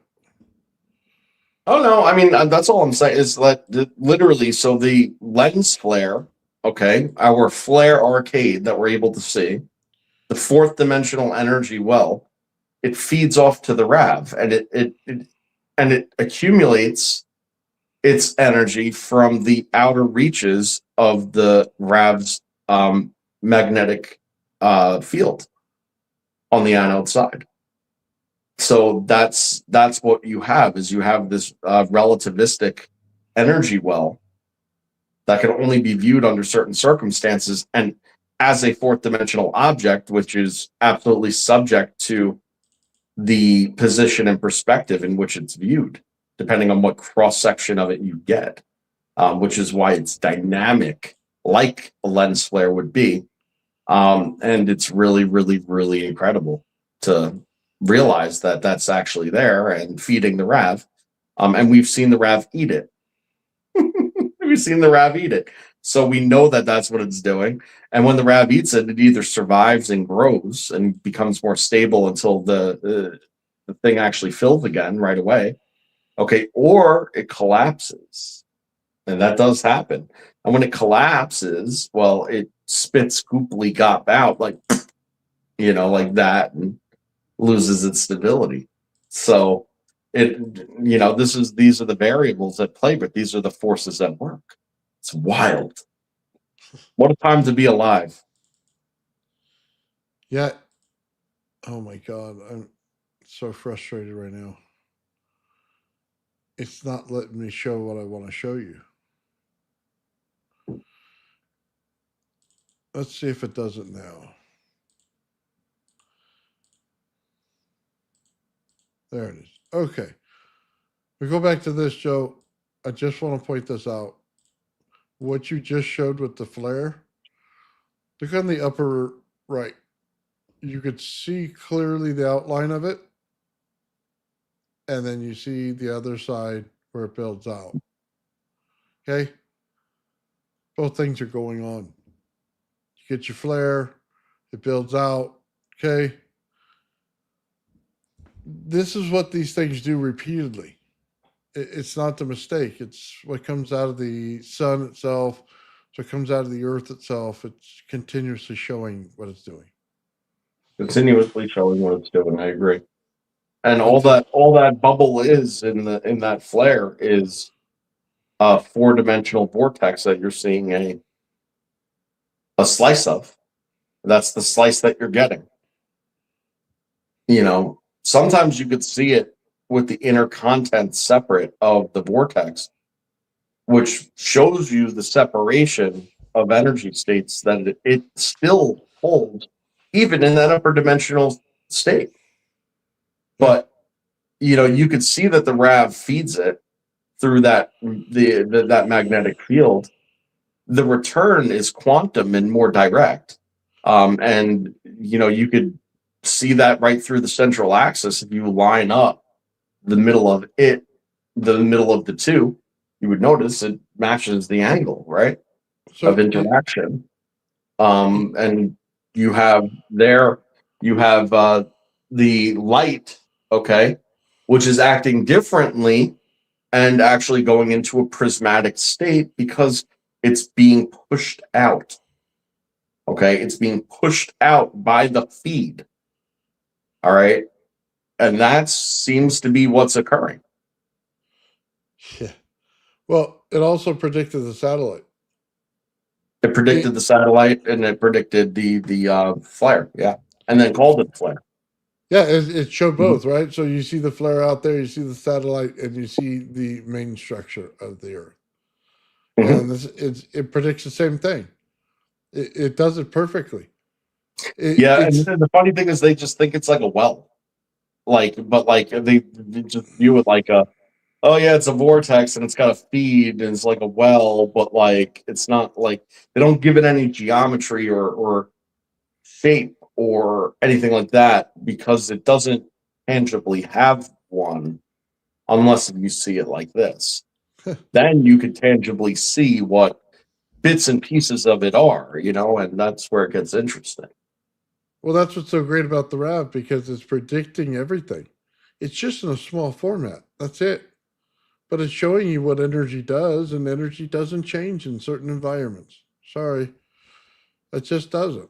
And the way that they build out is based on how much oxygen is in the cathode. So I just don't think people understand this on the hydrogen in the cathode, but yeah. Yeah, well, I don't think people understand how this actually is going. They still think it's a part of your lens of your camera. It's not. No. It's just captured that way. The lens of your camera allows you to see what's actually going on. And the reason we know it's different is because we've actually had this thing where the light builds out into plasma and then combines with the RAV and then comes back out and builds back into light. We've seen the conversion. There's no lying to it anymore. There's no, hey, that's a useful thing. Hey, that's not something that exists. It's a physical state of what's going on when you see light become plasma. Aaron says, do the RAV in Russia, check the angle.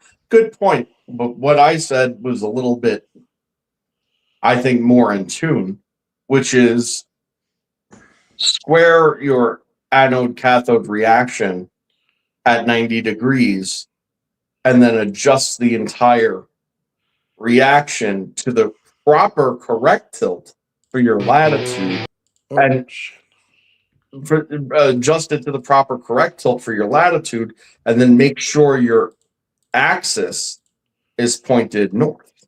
Okay, because if you do that, this is not going to have to fight a whole bunch of forces at that point. And it might see, this is what I said the difference between this and the Graviflyer is. Why the Graviflyer doesn't work and why this does is because of the extraordinary energy density levels that are occurring to force it. Yep. Okay.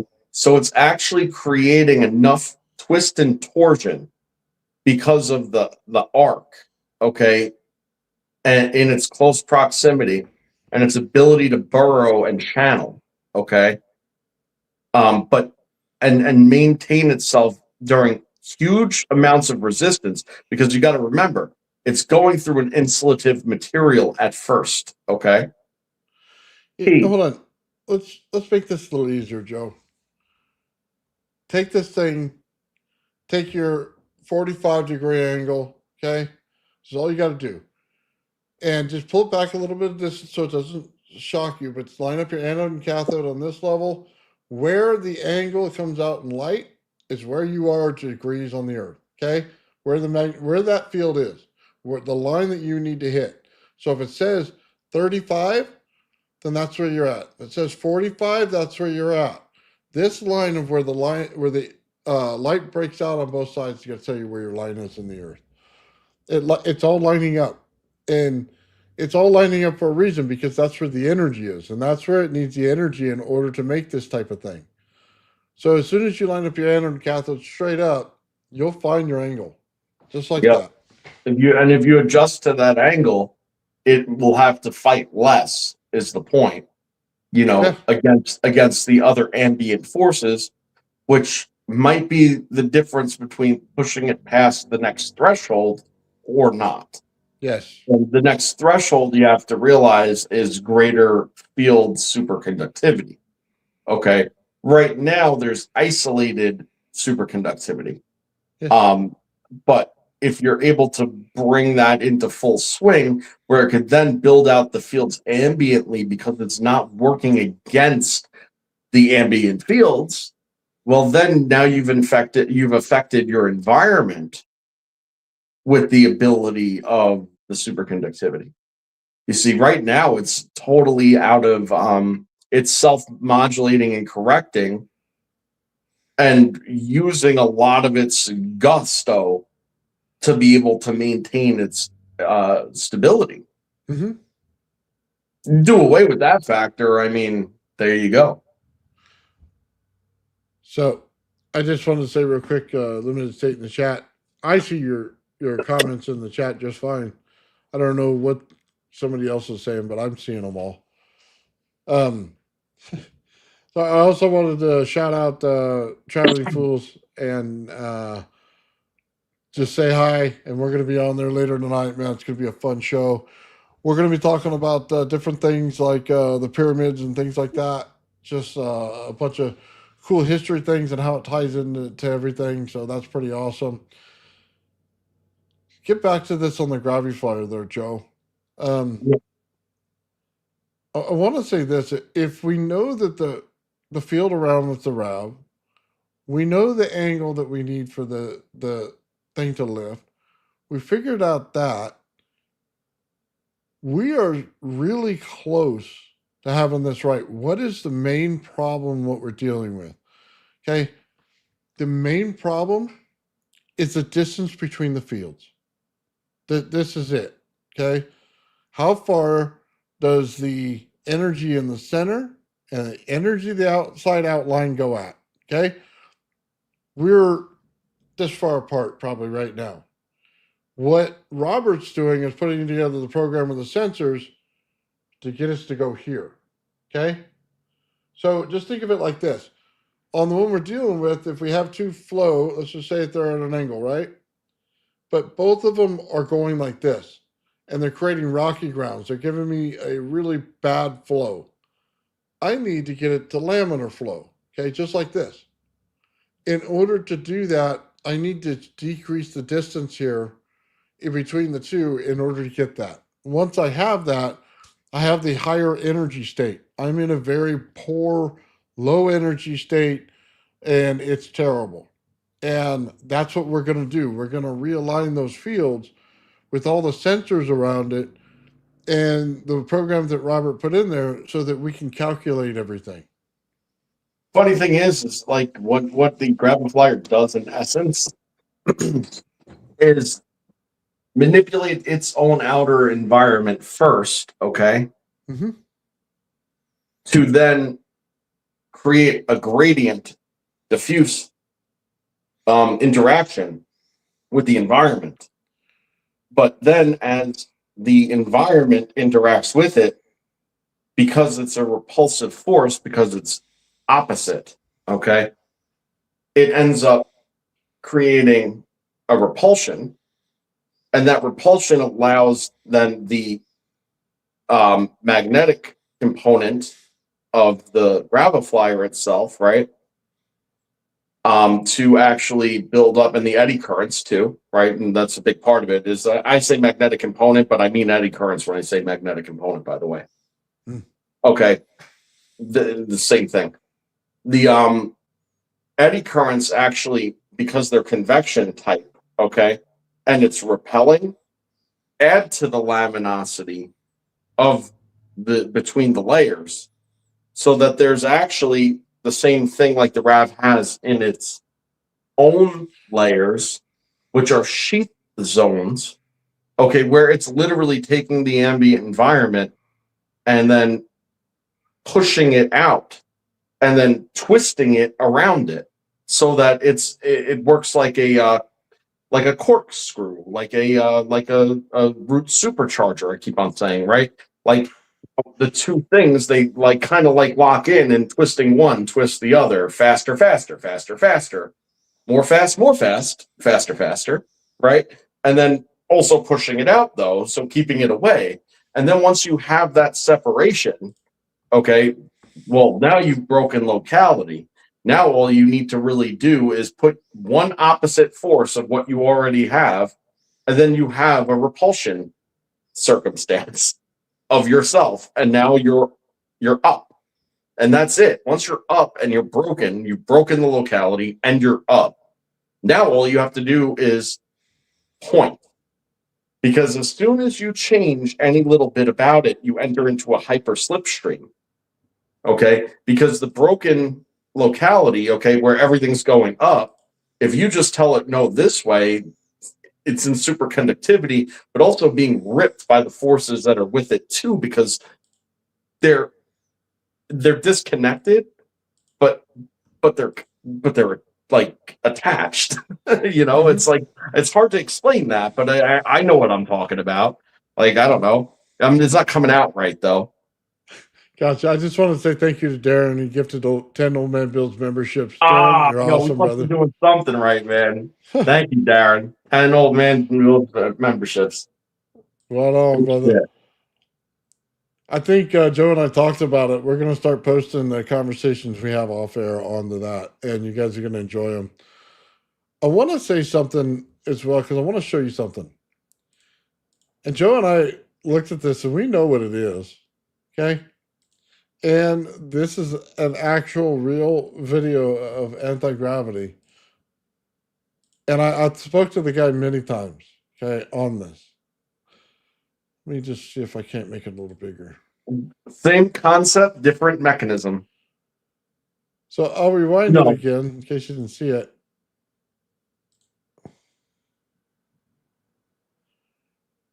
It just lifts straight up. It doesn't go to the side or anything like that because it doesn't need to, because there's no weight in it. Okay.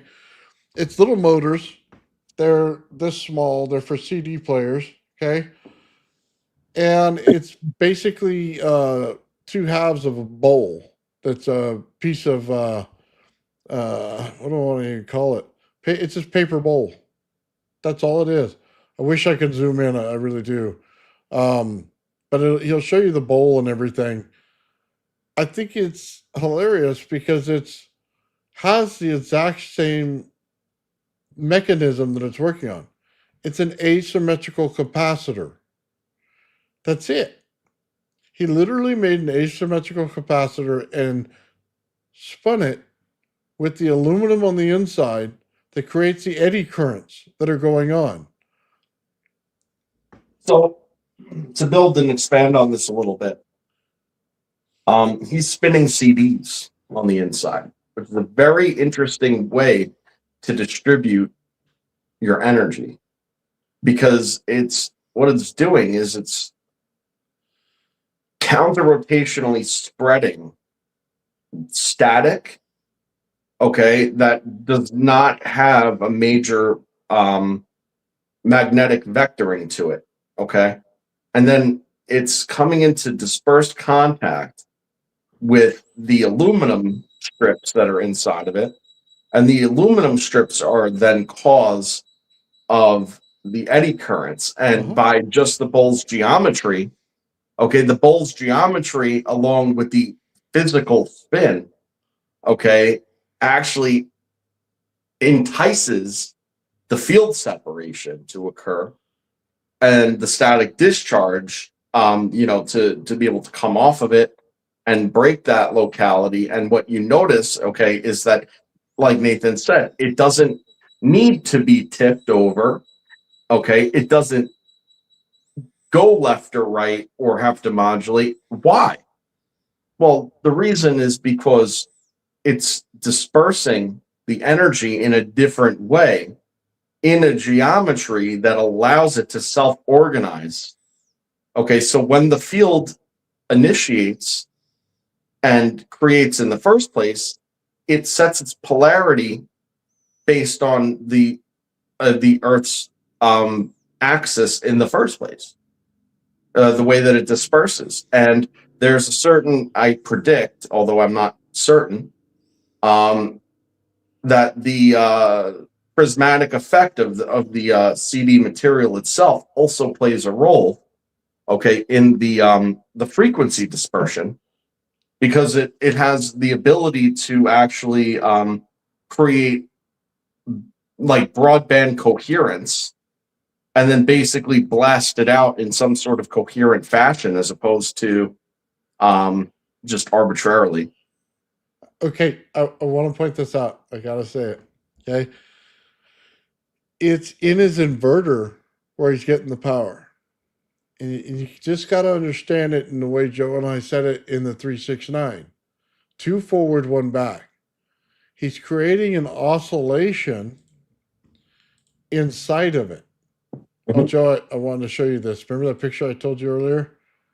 We'll get to this, but this is what I keep seeing in my head. Okay. I'm waiting for it to come on my big screen. There's a lag. Up there. Oh, it's like, you didn't see it? Look. yep, I see. Oh yeah, it's like we've been saying all along, huh? I've been seeing it forever, and I couldn't explain why until now. Okay, so let me go back to what I was saying. He's actually getting power from the inverter. Why? Because you set the inverter one way, okay, and then you stop it and you start again, and it starts to oscillate, right? Why? Because it's going between an AC field and a DC field, okay? That's what he's doing with his inverter. Now just understand it in the terms we're talking about 369. 2 forward, 1 back. AC, DC, AC, DC. 2 separate from each other, but working alongside of each other based on the inverter he used. Now he's getting rotational spin on both sides. It's just that simple. This is as simple as it gets. Okay? It's the understanding of weight that's the Graviflyer. The understanding of anti-gravity has been right here the whole time. And I always said it, he's always 100% right on this. And he's in the Graviflyer group and has been telling us this for a long time. So, yeah, and he has other ones, and there's a reason for lift as well. So let me get out of this one. And I want you to see it because he deserves credit on it.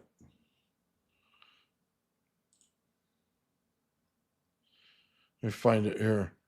And it has to do with why lift occurs and stuff. So he sets this. When you're done with that, by the way, put my chart back up. I wanted to say a couple things about it, but yeah, I'm with you.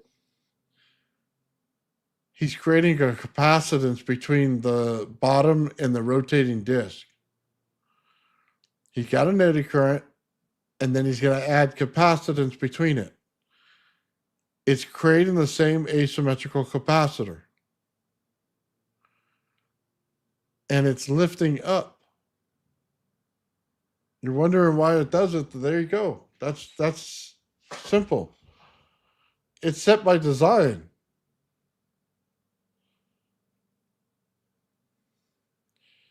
Anyway, for those of you who understand this is anti-gravity when you're looking at it.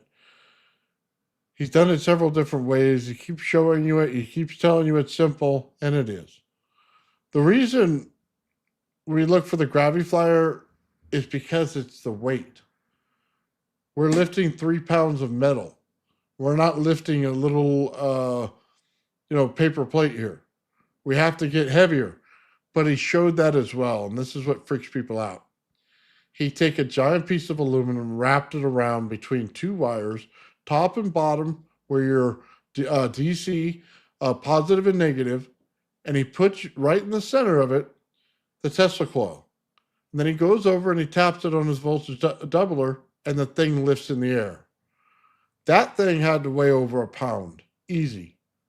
But what did he learn? He just simply learned how the energies work together to move aluminum in AC inside of a magnetic field. One last thing I'll tell you. Gerald did this on one of his videos, and I have to give him major props on it, okay? He did a double jump. So just understand this. He has a magnet at the bottom. He has his coil here. There's a rod going down the center just to hold the coil. He hit one frequency, it jumped. He hit a second frequency, and it jumped again. What did he do? He aligned where he was in the frequency zone. Hit it once, create a bubble underneath. Already has a bubble around this, okay? Around his coil. He's running it in negative energy. That's what you're maybe not understanding. It's already in negative, so he's already created the field bubble around it. Now he has a bubble underneath. He simply jumps again and creates another bubble underneath that. Gerald figured it out as well. He has all the tools for anti-gravity. So I want you to put up my chart again, because now it's very relevant. So okay. This is both for anti-gravity, what I'm about to explain, but before we even go there, we'll do over unity, okay? Because I know that people were foaming at the mouth forever about over unity, and I want to explain how this exact waveform, okay, is over unity, and you'll see it. So when you have a sec, put it up. There it is. All right. So there's one thing I didn't mark on here, but I'll explain it to you, and you'll get it, okay? But what you'll see is that you see how there's the interaction between the DC and the AC. The DC is at a smaller amplitude, okay? And at the same pulse rate analogous to the frequency. Obviously, it doesn't have frequency, but it's at the same pulse rate. You get one, lower pulse and one higher pulse for every sine wave, okay? And that's how it occurs, both in the 369 and the inverse, okay? Now, when you add the inverse, this is where it gets crazy, all right? What you end up with is these, the larger and smaller wave clusters, okay? And what you notice is the smaller ones, okay? They show you the frequency is consistent, okay? But the amplitude is less, okay? Except when you go to the red marks all the way at the top, okay, you notice it's giving you a 9 pulse, okay? That's an amplitude of 4.5 to 9, okay? And then inverse pulse, which I didn't map out yet, but it would be similar in size, just offset ever so slightly. So you get another secondary waveform, okay, that occurs that's very high frequency, very high amplitude, but the pulse is it's not constant at a constant frequency. So it's like a drum beat where it's like duh, duh, duh, duh, duh, duh, duh, duh, duh. But something like that, but like you get it. You actually get 2 big pulses very quickly and then a pause, right? But those 2 big pulses that you get can easily be captured, okay? And they are emergent from the system and neither affected the amount of energy that was occurring in this at all, so it's still fully available for use. Okay, and it went to no waste, and is also probably in a state of superconductivity. So, like your efficiency is like, you're not having losses. So you can literally catch these two pulses, ba boom, ba boom, ba boom, ba boom, and it's the sum of it, okay, is actually, I'm pretty sure if I work the numbers, about the same or more than the entire combination of the two waves that formed it. Okay, hold on. Let me get this visual in people's heads. Think the monks putting the rock from the ground to the ledge. When Joe start talking about the music here, because it matters. You get the beat rate, okay? But then you start getting the horns in there. Oh, you got to do the sound effects, Joe. Ba-boom, da, da, da, ba-boom, da, da, da, ba-boom, da, da, da. It's the ba-boom that's giving you the thing, but that's happening very quick, and then a bigger pause in between while it's all playing out the cycle to do it again.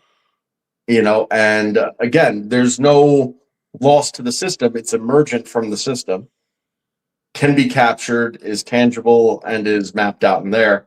And it's just massive high amperage DC pulse at that point.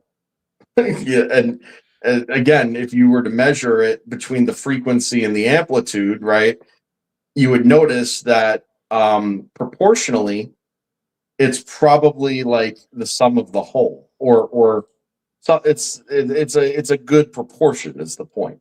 Okay, Right. but now do the horns, because the horns are like the AC in the system.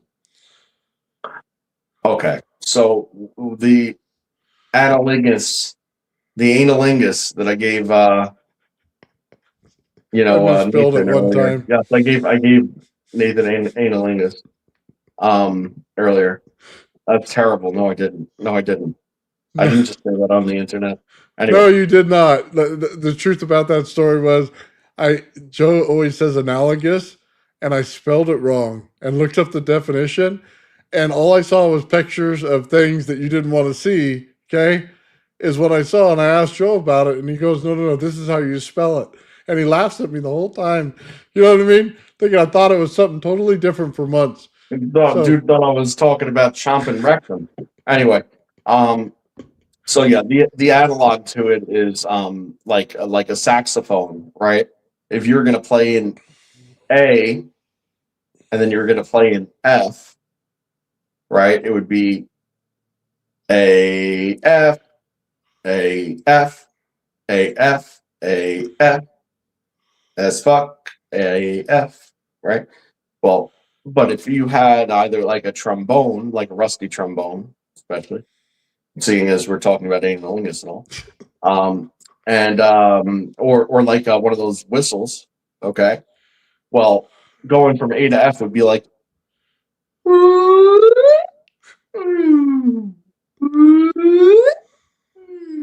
right.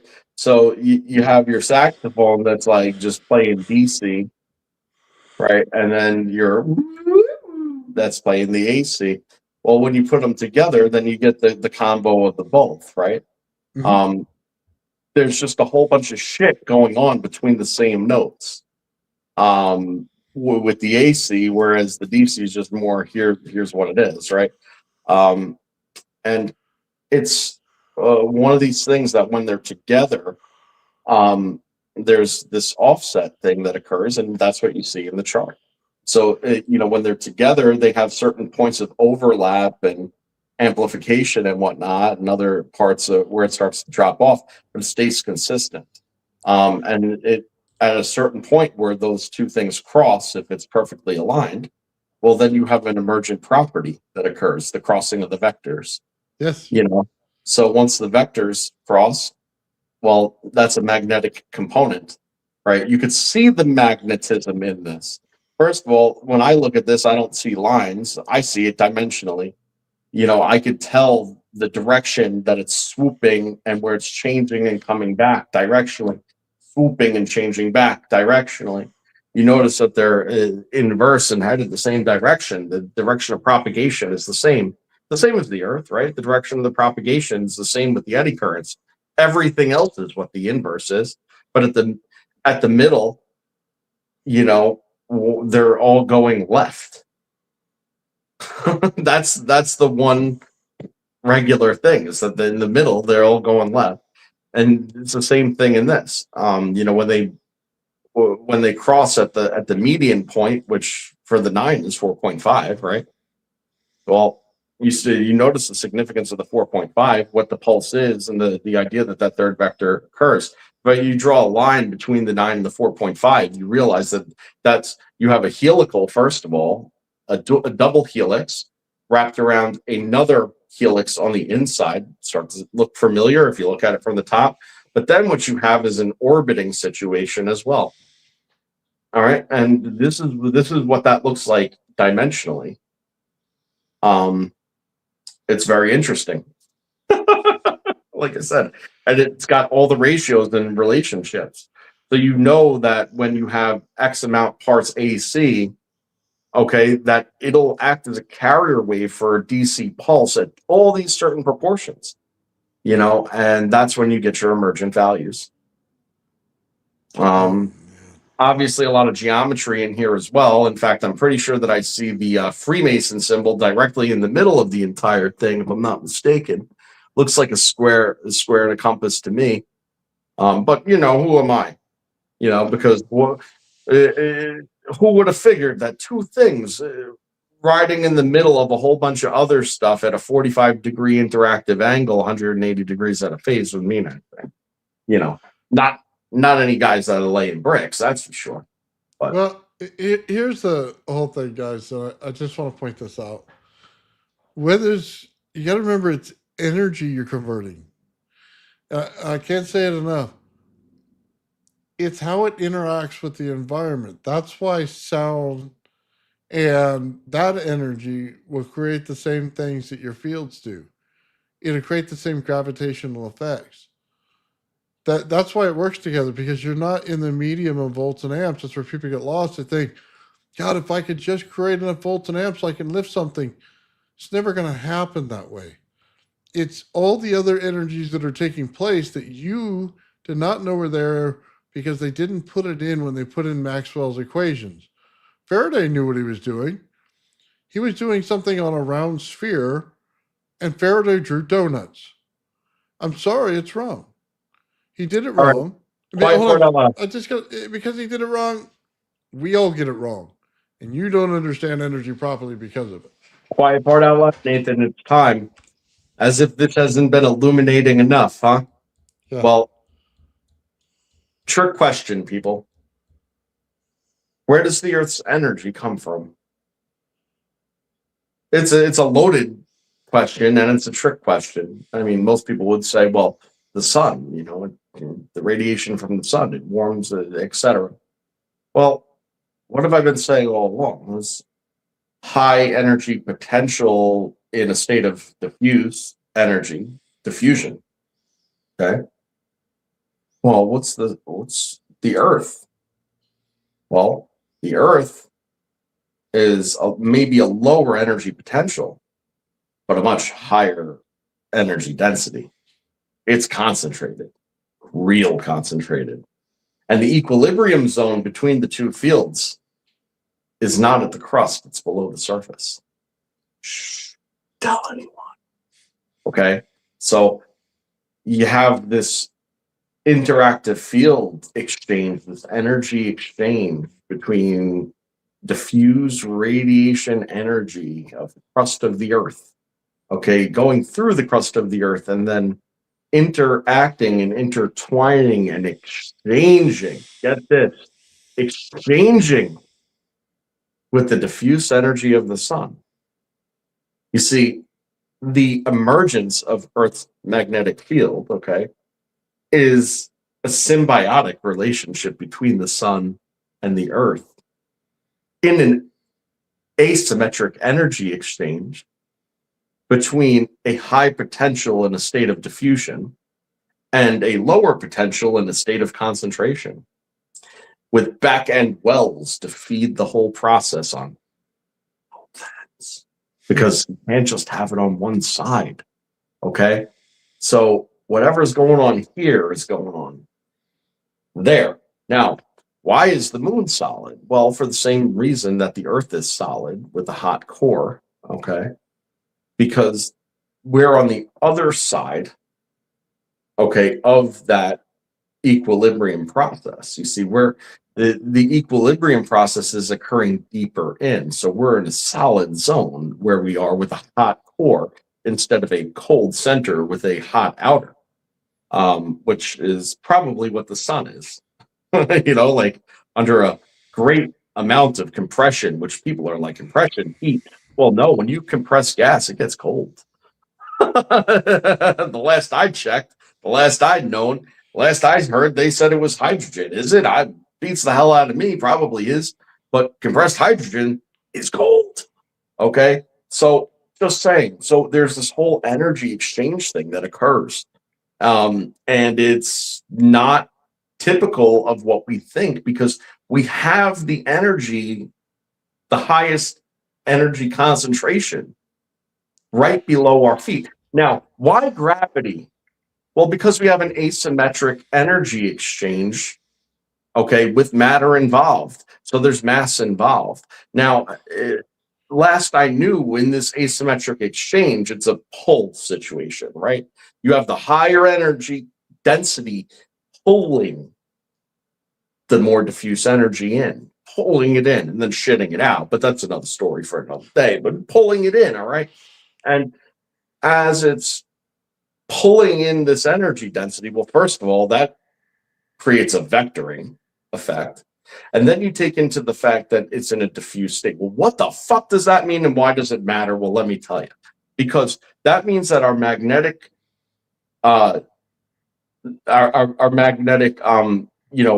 zone, okay, has a certain massive diameter, okay? And then much further in, okay, like here, well, our atmosphere, that's the end of our atmosphere at that point, okay? And that's got a huge freaking diameter, okay? And then here's this little ball of crazy shit in the middle with a whole bunch of morons living on it and whatever, dinosaurs and shit, and who knows, whatever, it doesn't matter, all right? And they're still in the diffuse zone because that's not where the equilibrium is. See, the equilibrium's further into the Earth's crust, okay? So you're still in the diffuse zone. And you have this situation that occurs where the highest energy density is at the core of the Earth, which is basically a small zone compared to anything else that we're discussing. Okay, that means that it is one point on this center, okay, that outwardly expands exponentially, okay?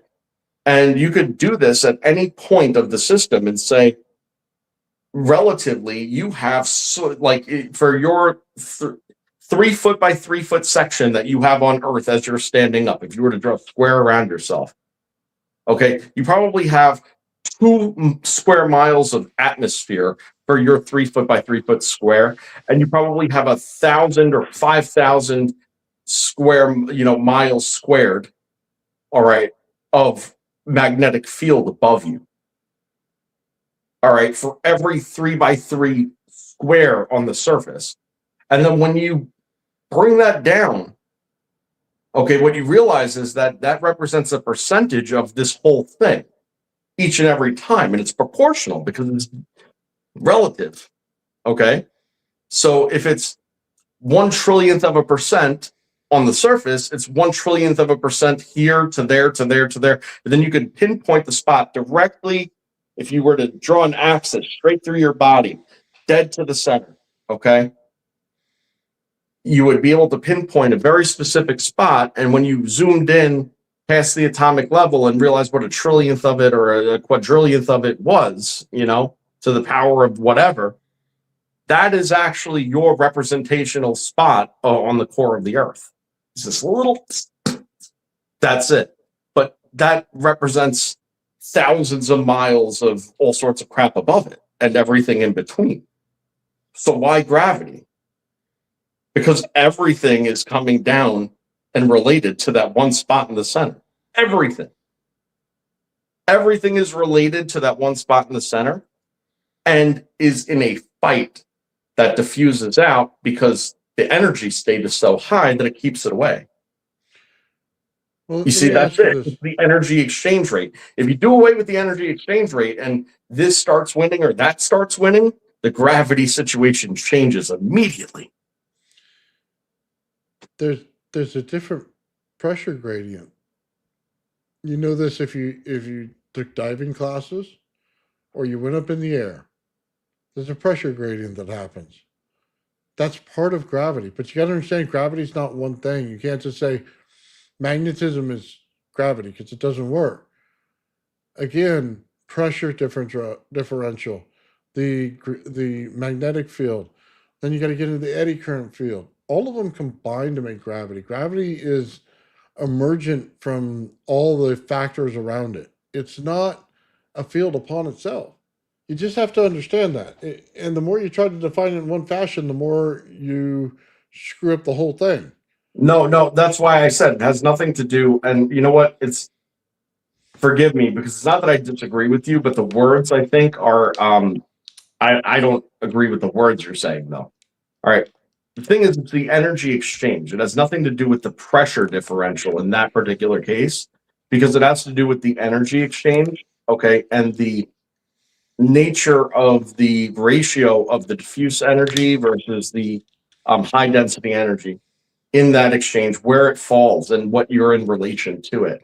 So again, because there's this situation where these fields that are emergent from this interaction and this exchange, and they extend out, and there's a relativistic um, a surface area difference, okay, for lack of a better way to put it. I mean, that's what it is, though. Okay, between the outreach, the furthest outreach of our magnetic field as you come in, and then as you get to our atmosphere, and then as you come in, you get to the crust, and then as you come in, you get to your diffuse zone beneath the crust where the mantle starts. That's where the energy shift becomes from, it's more the energy density is able to stave off the diffuse higher potential energy at that point, at that particular zone in that particular ratio. That's where the equilibrium is, which, by the way, is where the matter is formed. So Sabine Hassenfelder said something great the other day about the creation of matter initially, and I actually agreed to a certain extent, with how she came up with the origins of matter in the first place. However, what she failed to recognize, in my opinion, is that I believe that these processes occur transmutably based on environmental conditions in this equilibrium zone and don't need to be prerequisite in their atomic structure present, in order to be, elementally available on Earth. So there's this whole thing. But again, with gravity, it's the energy exchange and where you fall in that zone, you see. And because we all represent a larger portion up here of what's a very small part down there in terms of the energy exchange, once you plug in all the variables, you realize that that's the emergent property of gravity. It is that exchange rate. Now, if the sun all of a sudden started, overpowering the core of the earth, okay, well, that ratio changes, gravity changes, and vice versa. If everything starts going molten around us, guess what? It all changes. Well, okay. I gotta say this. 800 says it's consciousness that I'll put it up here. It isn't flowing, it's consciousness. So, and he's talking about the ether because he's responding to Bog Irish right here. Here's the thing. Yeah, that's a long one. We're not going there today for me. Fine. Well, I just got to tell you this. We have a field around us. There's a field around the Earth. That means that there's two different zones going on. And Joe and I were talking about this earlier. Meditation in the zone you have, although done a bit differently, has the same causational effect as the energy around the planet and how it's done. So Can you change time with either one? Sure. Do you just need the right mechanism? Sure. Both of them are going to happen. Darren has the $1 million question. Isn't mass irrelevant once the drive and lift bubble is achieved? That is another loaded question, and I'll explain to you why. It's because of the differentials. Okay, as we've said, there's this energy exchange that occurs in all of these processes. Okay, and the differentiating factor, okay, is often mass. All right. So what's in a diffuse state versus what's in a more concentrated state and how that's able to self-organize, okay, is dependent on being able to reach the ratio levels, okay, of the diffuse energy and the concentrated energy. When your diffuse energy is so heavy, massive, okay, well, your energy is in a more diffuse state, just like, like anything else. If you have a very, very large cast iron pan, it takes a lot longer than heating up, a much lighter aluminum pan, right? Holds heat a lot longer too, but, it takes a lot longer to heat up. So the point there is that you would need your density levels of the diffuse energy to be able to fall within the ratio. So it would have to reach a certain level of saturation before that level could be achieved. Now, in some instances, there may not be enough energy being input into the system to reach those ratios to achieve what would then cause your field bubble. So it becomes a but-for situation. So it's like, once it's achieved, though, you could load it up with all sorts of shit, okay, because it is achieved, okay? But achieving it with the higher mass becomes difficult for the reason of the diffusion. Now, on the other hand, I mean, if it was infinitely dense, that would throw your other ratios all over the place and way out of whack. Those huge differentials would actually assist you in potentially reaching the other potentials, but the practicality of that doesn't seem to be there, because usually the denser materials don't have the material properties, needed to, do what we need. So aluminum tends to be the way.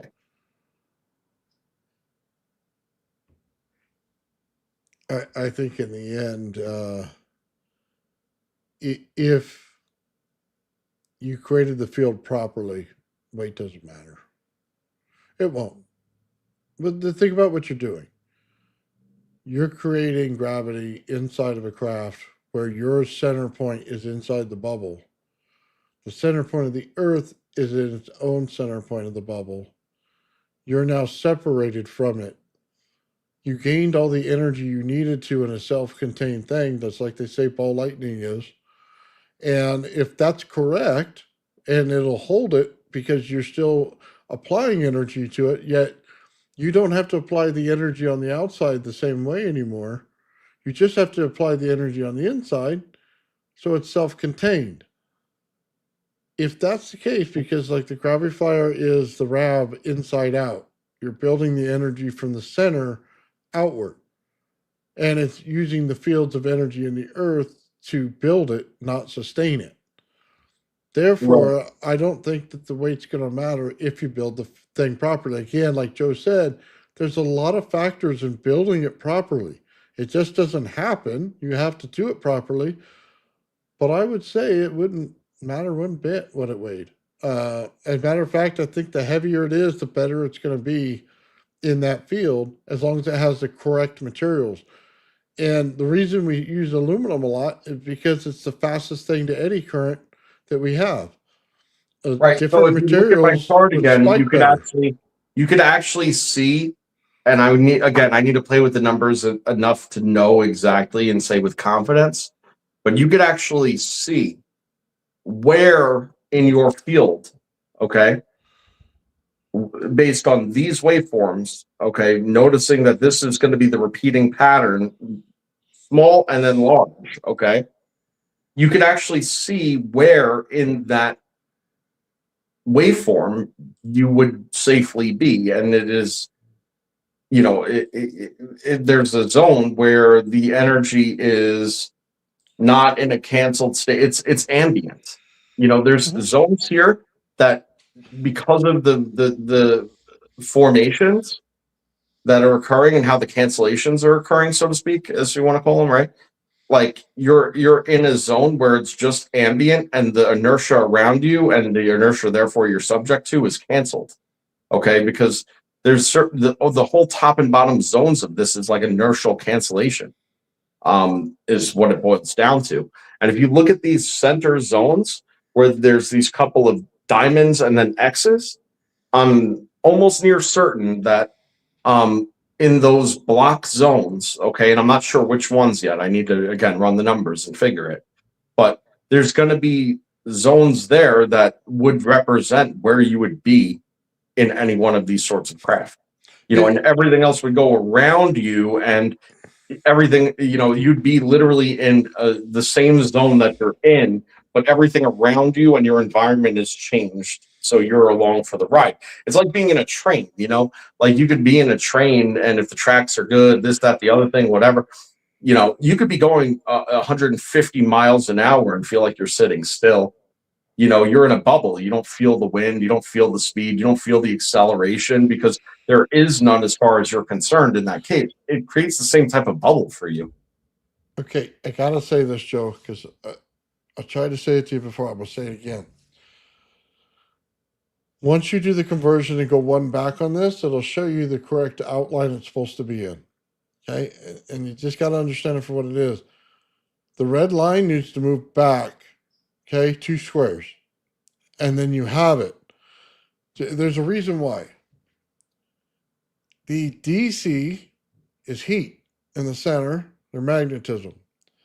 The blue line is your outside eddy current, okay? Those are what creates the conditions of the actual RAV. They're between the sheet zones, right? But it doesn't look like they're lined up in your thing because it doesn't have the half back, or the one back, right? And as soon as it does, it lines up, because then it creates scalar and takes those diamond shapes and converts them into spheres.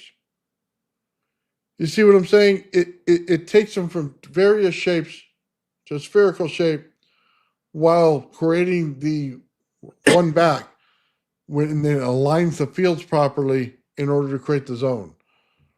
Think about That's how energy works, though. But Right. this is writing the numbers out. But then if you take how energy works, you'll see the field. It'll become very clear. So the whole thing is, back to the train example again. If you're in a train car, okay, and you jump in the train car, well, then you just jumped. It's the same as jumping in your room. Why? Well, resistance, right? The train car has eaten all of the resistance that would generally cause you to decelerate at a faster rate than it, even though it keeps going and you've stopped. So therefore, you travel with it the same as, because it has eaten up all of the resistance around you. It's isolated you from the resistance that would otherwise cause you to lose momentum and stop. That's what inertia is, because it's directly correlated to momentum. You know, if you're in something and it's canceling out the field, the environmental effect around you, because it's literally warping it and shoving it around you, because you've created the inverse of what it is in parallel, you know what I mean, and then came at it, it's going to warp around you. That's what it's going to do. That's what happens. It's what happens with the RAV. It's why there's no circuit. You get it? Why there's no circuit? You know, I get it. What I'm just trying to show you the other way it works, and it's exactly like the RAV works, because it's changing this schematic in a very important way. And you have to see it that way. That red line has to come back 2 squares to the left, and then it creates the 2 different lines that you need in order to have it, but then because of the scalar component, it comes out in a sphere. It's a it's a component of an overall system. This gives you gravity is what we're looking at right now. This is going into gravity. Okay? This exact measurement of everything you put there. I need to get to anti-gravity. So I needed to push back 2 squares to the left on the red line. Then I'll have the correct fields I need and they'll change. And instead of this, they're going to look like a ramjet. Open up, come back, open up, come back, but in spheres. Okay? It already is that, Nathan. That's already what this is. It's not aligned properly though. Yes, it is. No, it It's isn't. poofing. It's going poof, poof, poof, poof, poof. Bigger, smaller, bigger, smaller, bigger, smaller. Those are But it's not- literally disc planes. It's not aligned properly. Okay. This is gravitation. This is holding you down because of the way it is. It needs to go back 2 squares to get to anti-gravity. All right. Okay, we'll agree to disagree then. That's okay. Well, I mean, no, that's not. I mean, I'm not necessarily disagreeing. I just haven't chewed on that yet. I mean, I agree that there's an out of phase component of it, but the out of phase component realistically boils down to the wave modulation. Once like the okay. So here's my theory. Let's talk theory for a second. Right. This is what I believe. Okay, and I'm confident to say. Okay. This is now theory. The ratios that exist, okay, have to be defeated probably by the remainder. Okay. So I still believe firmly that there's a inverse relationship, and I'm pretty sure it exists here, where the DC component is 0.666 and the AC component is 1.44. Now that sum of the whole, okay, is more than 2, but the sum of the whole is 2. So there's a remainder. So the remainder is the red dot. It's the gain. Okay, that's 1.6 or 0.16 rather. Okay, is the remainder. So that's your variable that you get to play with, because you get to have the whole and you can modulate the remainder any way you want.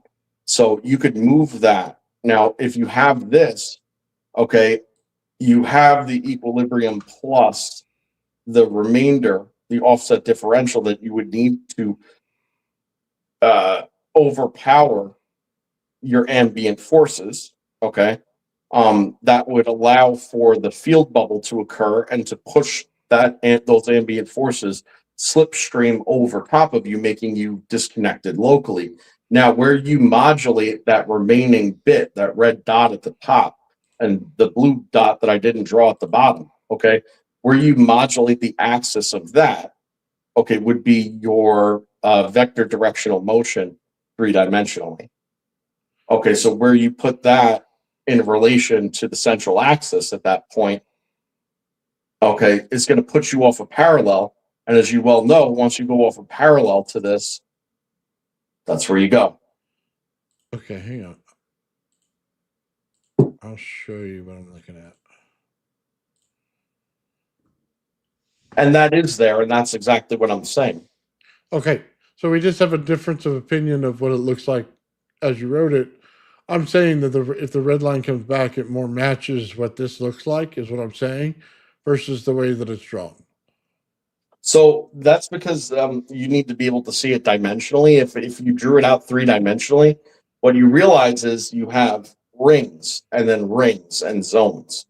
And it's proportional rings and zones. And if you zoom in on this photo of it, you're going to see that the orangey yellow rings, okay, are the pinch in. Those are the smaller diameter. And then you have the flare out, the expansion event in between each. So it's in a pulse modulated state. And that's exactly what I see it. And that's what I was saying, is that I could literally draw rings and it looks like ring, space, ring, space, ring, space, ring. Now, where the space is, whatever's in that counter space is going to be expanding. See? Okay. Well, that's the way it shows right here. I'm seeing it. Mm-hmm. So Hey, maybe- that's exactly what that graph is showing, which is freaking awesome. And then what it's even showing is the central vectoring, okay, which is the poofy bit in the middle. Now, I don't know if these are ramjets or scramjets that you're showing, I'm but not sure. but when you get to the scramjet mode, okay, which is very, very esoteric stuff, because to get that type of auto fuel combustion with it wide open, meaning that it's burning at the rate of everything coming in, it's just crazy to think with no moving parts. Okay. It actually separates the rings because the acceleration becomes so great that you basically accordion it out, and the zones of expansion are able to expand into a state of diffusion where it's literally just going pop, pop, pop, pop, pop, pop, pop, pop, pop, pop, pop, pop. That's what it's doing, but it's doing it so rapidly in resonance, right? That it's able to maintain that rhythm of doing it. It's just in a constant state of explosion. So I gotta ask the question, just to correct me if I'm wrong. We know that eddy currents run a 90-degree difference or something like that of the actual regular energy, right? Of the magnetic. So we got a cross. Okay. So I'm going to ask you right there where they come up in the white in the cross. Am I not seeing the dimension on your page the right way? Is what I'm asking. Like, do you see the dimension as left to right, or is it there's one left to right and there's one cutting it? Oh, it's totally a ring, and it's even a ring in the proper dimension to show Like a target when you say the ring. motion. So if you look, it's literally swooping in one direction and then scrambling around. It's helical. You had two of them, and then the other one's just totally opposite of it, but it's not. It's mirrored. It's not totally flipped. So rather than it be inverse, it's just repeated in reverse. And that proportionally leads to this is a caduceus cycle. It's cyclical. It's two things spinning around, but spinning around so fast that essentially it becomes a ring when you look at it from both sides. So you have two parts, and together they're forming a ring. And that's what I said earlier. They're actually closing off a plane, okay? A plane. And that plane has, but scalar potential that could actually run counter in a state of expansion. So it's in a state of expansion. That's your velocity for your thrust in that case, if that's how you want to look at it in that context. Well, this was the best picture I could show to say what my point was. So yeah, and then think about what that does to the fields behind you and the differentials behind you to propel you forward. Even if it doesn't even have to thrust necessarily that way, because it could be an outward expansion.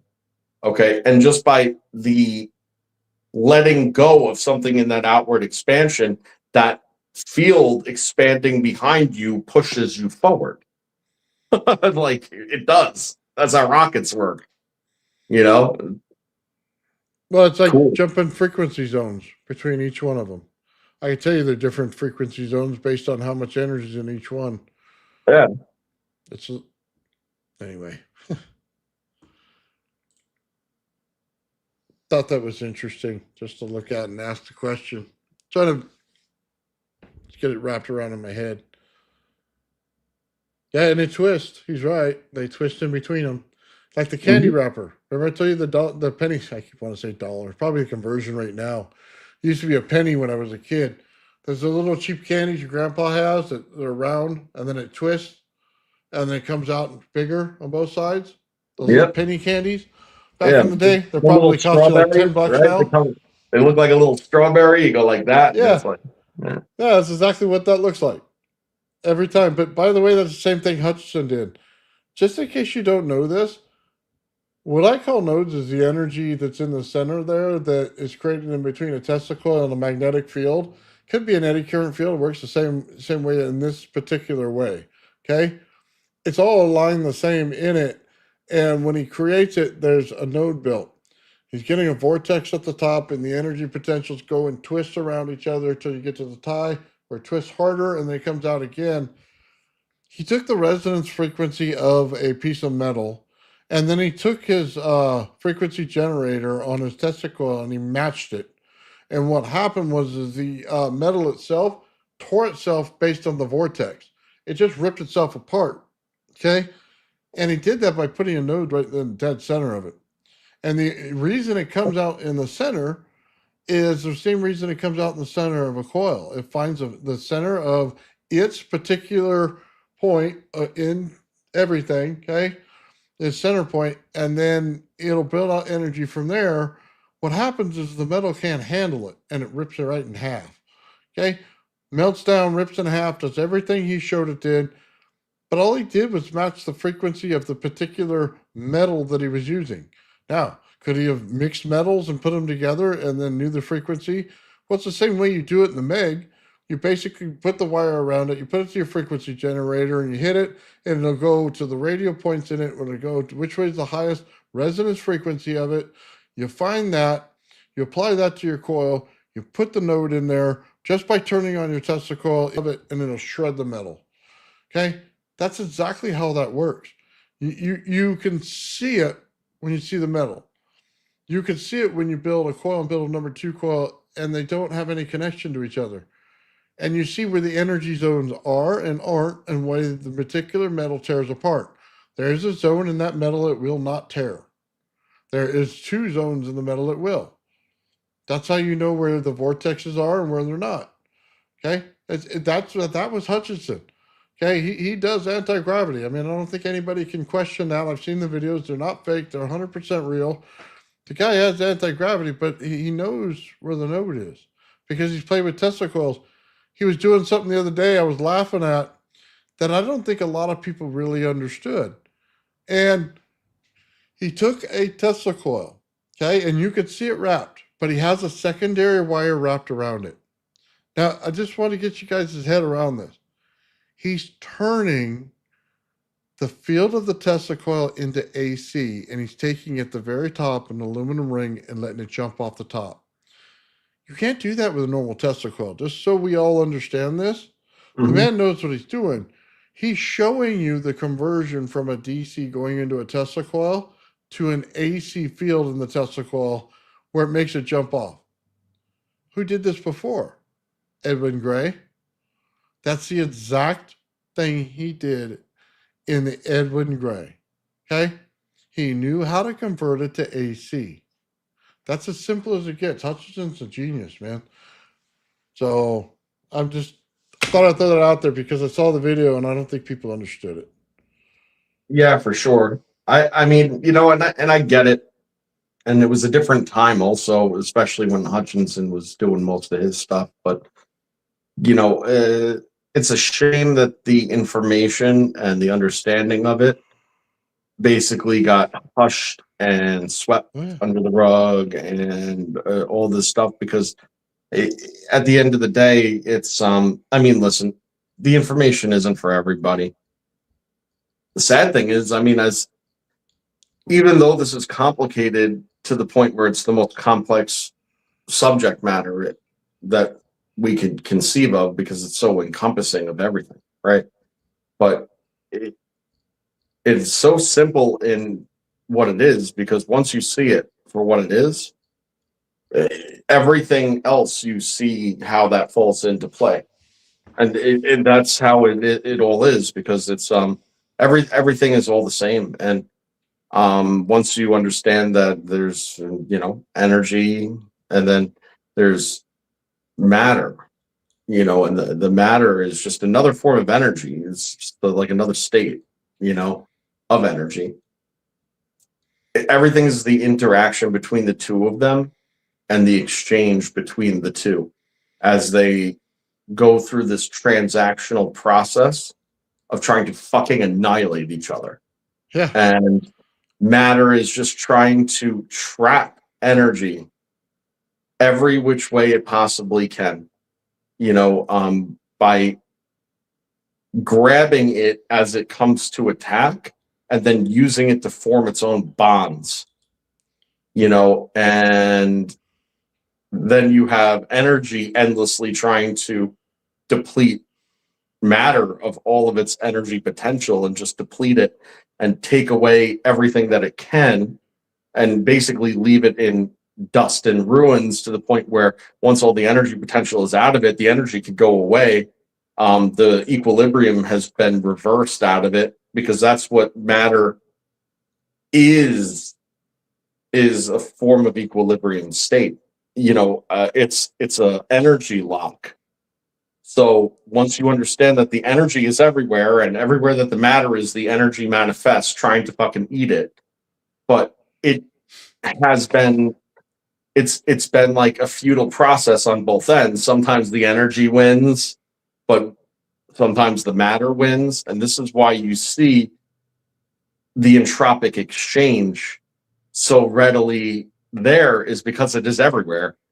And in these blank zones that you see, they're very low entropy because, it's just been devoided out. Well, why would it be devoided out? Well, what have we said? If you look at the shapes of like that bullshit spectrum map that they love to throw out there, which is hilarious to me because you can't even see most of the universe, and the sensor is just picking up like it's like taking a picture of the entire ocean with a goddamn iPhone and then saying, I figured it out. It's absolutely absurd. But I digress. Use what they have. What do you see? Well, you see that there's these clusters, and these clusters are matter clusters with the energy attacking the shit out of it. Okay. And then there's other clusters. Okay. And then these clusters of matter does what it does best, is be like, yo, we need to get the boys together. We need to get the army, muster the troops, and it comes together. And it clumps, and then it starts pulling other matter in, and then that creates more energy that has to come after it, and then it's creating these high entropic exchanges. And then through these high entropic exchanges, because after all it is just energy vectoring, well, what happens when the two same things cross, or the two different things cross, is they push out and away.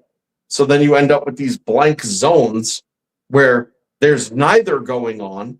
But guess what's there? Pure energy at rest. That's what exists there. Pure energy at rest.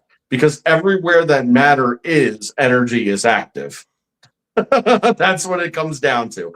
Anywhere that matter is, energy is active, meaning that it's in an entropic state. What the fuck is an entropic state? It's a state of exchange. Most of the time, it's towards some state of equilibrium, a more mix. But guess what? The system doesn't like that, and matter sometimes wins. So what ends up happening is it starts hoarding up energy and then exchanging it with other energy depleted matter. Well, bang, now it's got a back door and it's accumulating. Well, that creates a void of the energy in the area, but that void is immediately filled by more energy. You see? So it's a never-ending battle, but the fact is that it does get reversed naturally too when you see it. And you can see where the separation is. There's areas of super low energy, density, and then super high energy density. And then there's a whole mishmash middle. The answer is, well, why is it so limited? Well, because super rare is it that it's so asymmetric, and then also put together in the right way that it could be separated out, like that. Is what it boils down to. Hey, real quick, I just want to say thank you to Darren again. $50 sticker, man. Thank you very much, brother. Holy smokes, dude. Killing it. Thank you, brother. That's awesome. Totally wow, we cool, must be doing something right, dude. I said that earlier when he sprung for the 10 memberships, but man. Well, we're covering a lot of subjects actually that people talk about, and they probably, I don't think, understand as much as they should. You know what I mean? And I think we gloss over certain things when we talk because we do understand it. Like, we understand the Hutchinson effect. We understand planetary building. We understand, you know what I mean, how the RAV works out and why we see the correlation faster than most people ever would. It's because we know that we're changing the environment, not the energy. And as soon as you change the environment, we already picked it up. We already knew before you even got anywhere. We knew. Okay, that's how I know every single time, and I'm sure Joe does the same thing. And then we see the energy and how it plays out, and then we see it on the bigger scale, and it's like, okay, but that's how it works. So if we wanted to, Right. Right. The one thing that I said this earlier when we talked is the one thing that I refuse to look for is some kind of unified theory. Okay, because there's a couple reasons. Okay. It's first of all, if you seek the answer to everything, you get the answer to nothing. that's right. All right. And I think that that's the number one mistake that people who have these theories make is that they start to realize a lot, realize it's all connected, and then think that, then they seek out the missing parts. And what they find once they start to seek it is not the missing parts. It just comes naturally or not at all. So that's first and foremost. But secondly, is that it is very palatable because everything that we claim and we discuss can be explained by accepted physics. All right. We're not trying to be fringe nothing. We started off that way, but that's because we ourselves didn't realize that the emergent effects, okay, are actually described in accepted work already, but just it's lacking context. There's no context at all. Right. But by then finding the context and then making the observation, following the math and the and the accepted laws brings you to all the same conclusions, and you start to realize quickly that nothing you believe is fringe. It's just simply organizing the laws and information in the proper order. It becomes Pulp Fiction. A story told out of sequence from 6 different perspectives, and you're supposed to understand what that movie's about the first time. The first time. Let me just explain this as well. We just saw the jet making the little circles and stuff like that, right? But that's still resonant. It's right. That's the only reason it works. That's why it needs a certain speed to do that. But it's also the sound in there. It's harmonics. So it's not that they don't see it; they don't call it out for what it is. Like, I understand there's resonance in there. I understand there's harmonics in there, and I also know it's propulsion and it's a jet. Okay, I see the obvious. They don't name the obvious. Joe, you want to see something cool? No. No, of course I do. No, cool. Thanks for Joe. Walk right in there. This is a fog machine, and here's your high voltage. Uh-huh. Well, you can see when he turns it on. From both sides. Oh, yeah.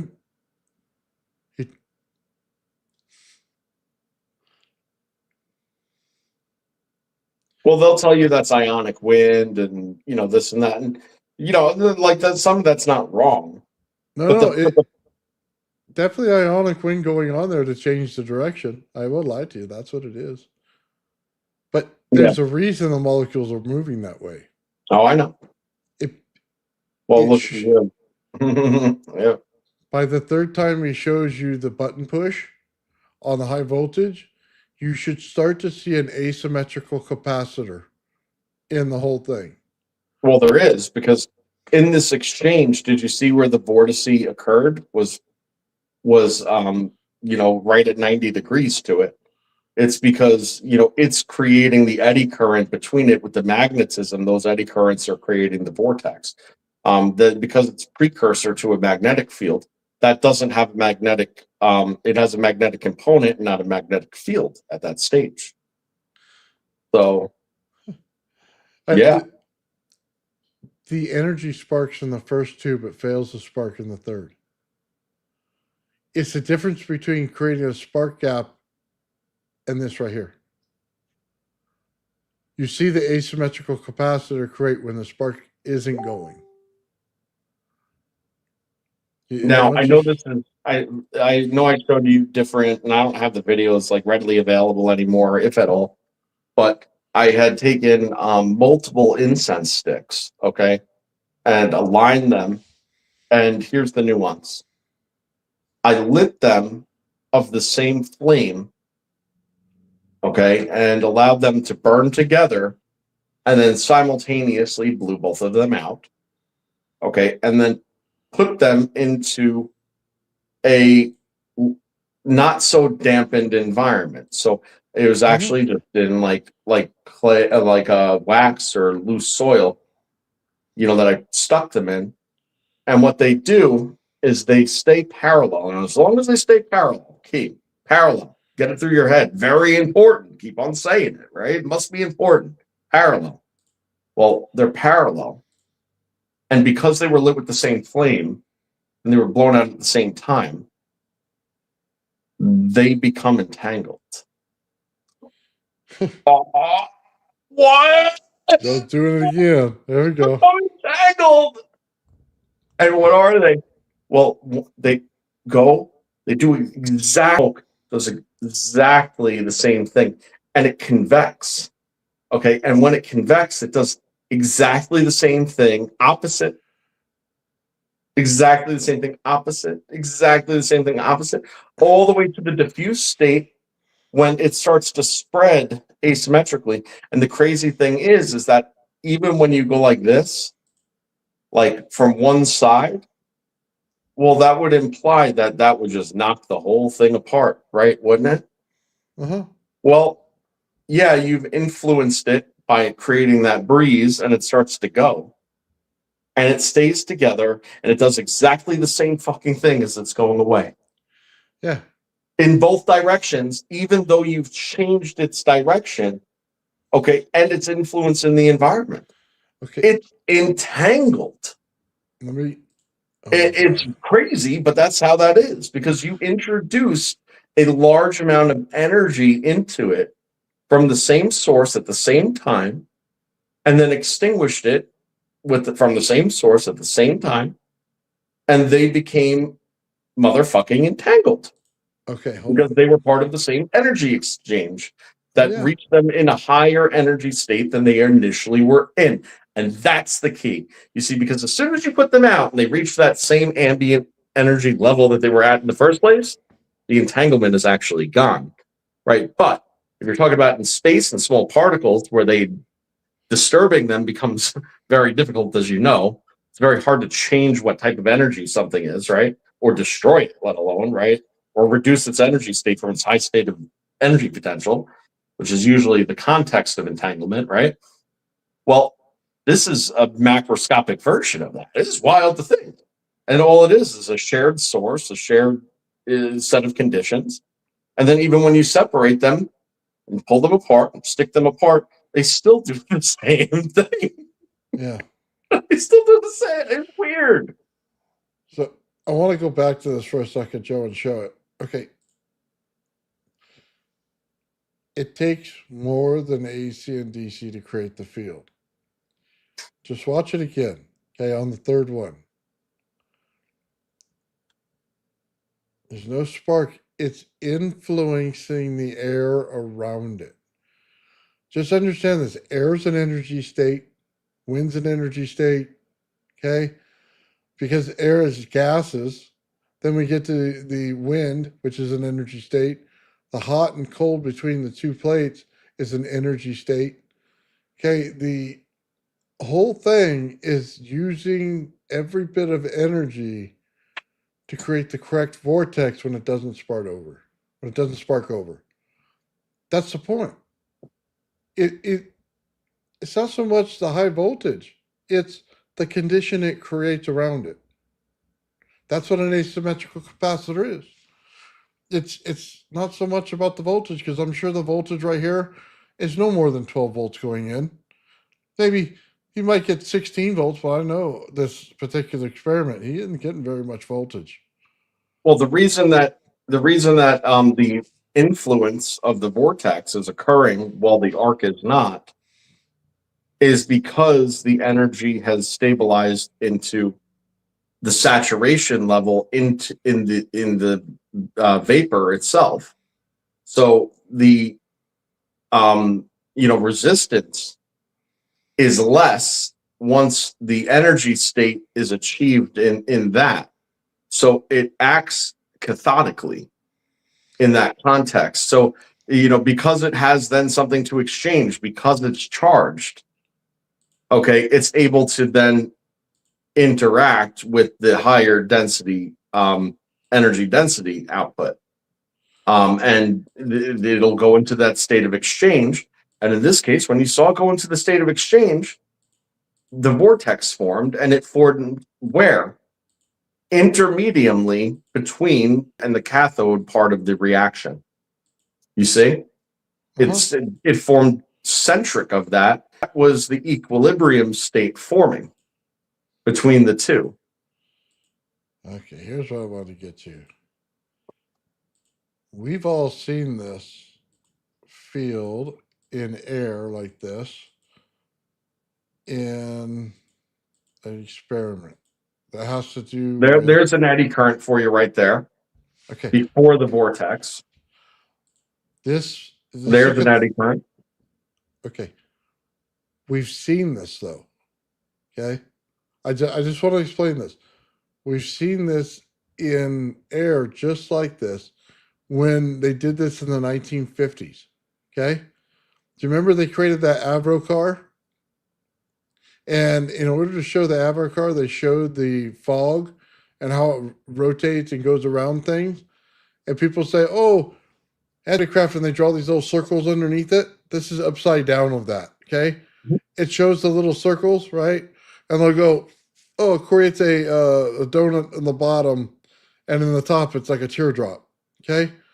They do this all day long, and nobody's putting together why. It's because they saw the asymmetrical capacitor. They saw the eddy current, right? Show them where the eddy current is, Joe. It's swooping right to your bottom left. But it's also on the other side too, starting to form.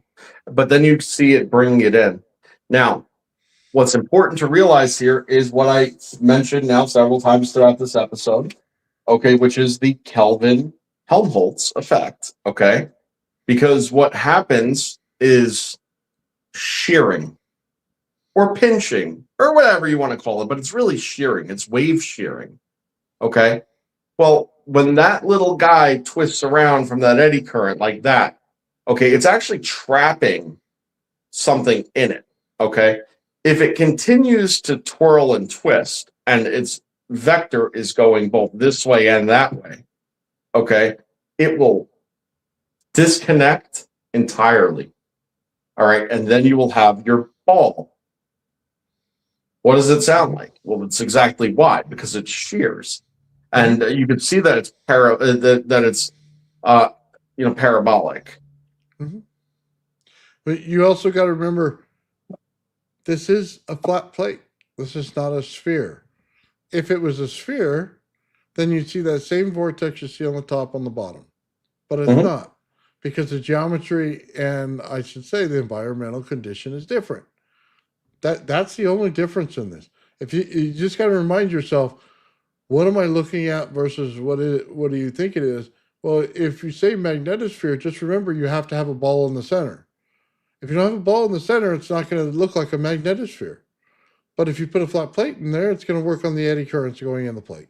Okay. Well, you got to remember that there's also a magnetic component, which I've described now multiple times, where you have, first of all, you have a one-dimensional current, okay, that's interacting with the two-dimensional plane surface in a diffuse state, okay, that's round, and it's going to have a rotational, a rotation around the plane. So it's already got that going for it. And then you have, because the two fields are coming into contact, it's attempting to build that third dimension of that magnetic field. And that's what you're seeing in the vortex, is literally the one-dimensional interactional trying to up the dimensionality one more to a three-dimensional magnetic component, okay, before it could pinch off and then collapse into the sphere, right? Which is then your, four-dimensional, magnetic field, where it has the traditional magnetic geometries. All right, Joe. You want to see another one? Let's go. Okay. Oh, I love this. Okay. Is it showing it? Yeah. You remember the rock? That cool looking rock? Mm-hmm. Do you want to see some Rav to the rock? That's why I showed you the rock. So let's go. Okay. I know this doesn't look like much, but it'll make sense in a minute. This is where the Rav would create between the anode and cathode to a glass bottom stick to a cathode. Okay. This is what happens in there. And you see it, it's just like a mush, right? But that's not exactly what's going on here. Arrangement. Nope. Right. That's not It's the right dendritic, but that, if it were to accumulate further, would become what they consider a botryoidal crystal formation. Okay. So those dendrites, if they're going to build up like that, they'll turn into bubbles themselves, emulating what it like the reaction and the fields that are causing them. And then it becomes a botryoid. And that's what you're seeing. And it's important to know that dendrites only form when crystals are bonding in their lowest energy state. Okay, so they're able to bond, but they're bonding in their lowest energy state, because that's the most simplistic lattice for them, the most efficient lattice, I should say, for them to create. Okay, if the energy, the electrons to glue them together, okay, are very limited. So what does that tell us? Well, that tells us what we already knew. The low energy state accumulation is on the cathode side. Yeah. So what I'm trying to show here, and I'm doing a poor job. You see the two things that look like snowflakes. We saw the fractal snow. That's the same thing going on here. When you look at it, all these things are snow, right? But they're all fractals in what comes out in it, and it looks like this. This is what it looks like in glass. And when you get in there up close, here's how it's created. It works its way down and creates fractals. You wonder why it's going up and down. So what is occurring is what we discussed earlier, which we haven't mentioned in this episode. So there's this modulation that occurs cymatically with the arrangement of the molecules, in the equilibrium zone. But because there's a fluctuation, okay, well, imagine it like this, right? It's arranged, but then it lifts. And when it offsets, the differential changes in the pulse rate, okay? Higher energy state enters and solidifies the crystallization, but then presses out. And then it arranges again, but it's a repeating pattern of basically switching back and forth between a lower energy cymatic state and then a higher energy cymatic state, where the pieces are arranging, and they're arranging fractally in that nature. So it's actually locking in the crystal structure based on that beat frequency. Yeah. So I just thought it was kind of cool because it's same fractal snow, but in glass it shows it different. You know what I mean? And this right here is verified science, by the way. That this is not fringe in any means. They have plenty of tests to back this up, and I'll share the name with you later, Joe. Yeah, and most of those tests are done under inert gas and or vacuum. Yeah. I've seen. Well, then you already know. Okay. So yeah, I'm familiar, but again, that's been the spectacular thing about RAV all along. Is it's not that it's doing anything that's necessarily not been done.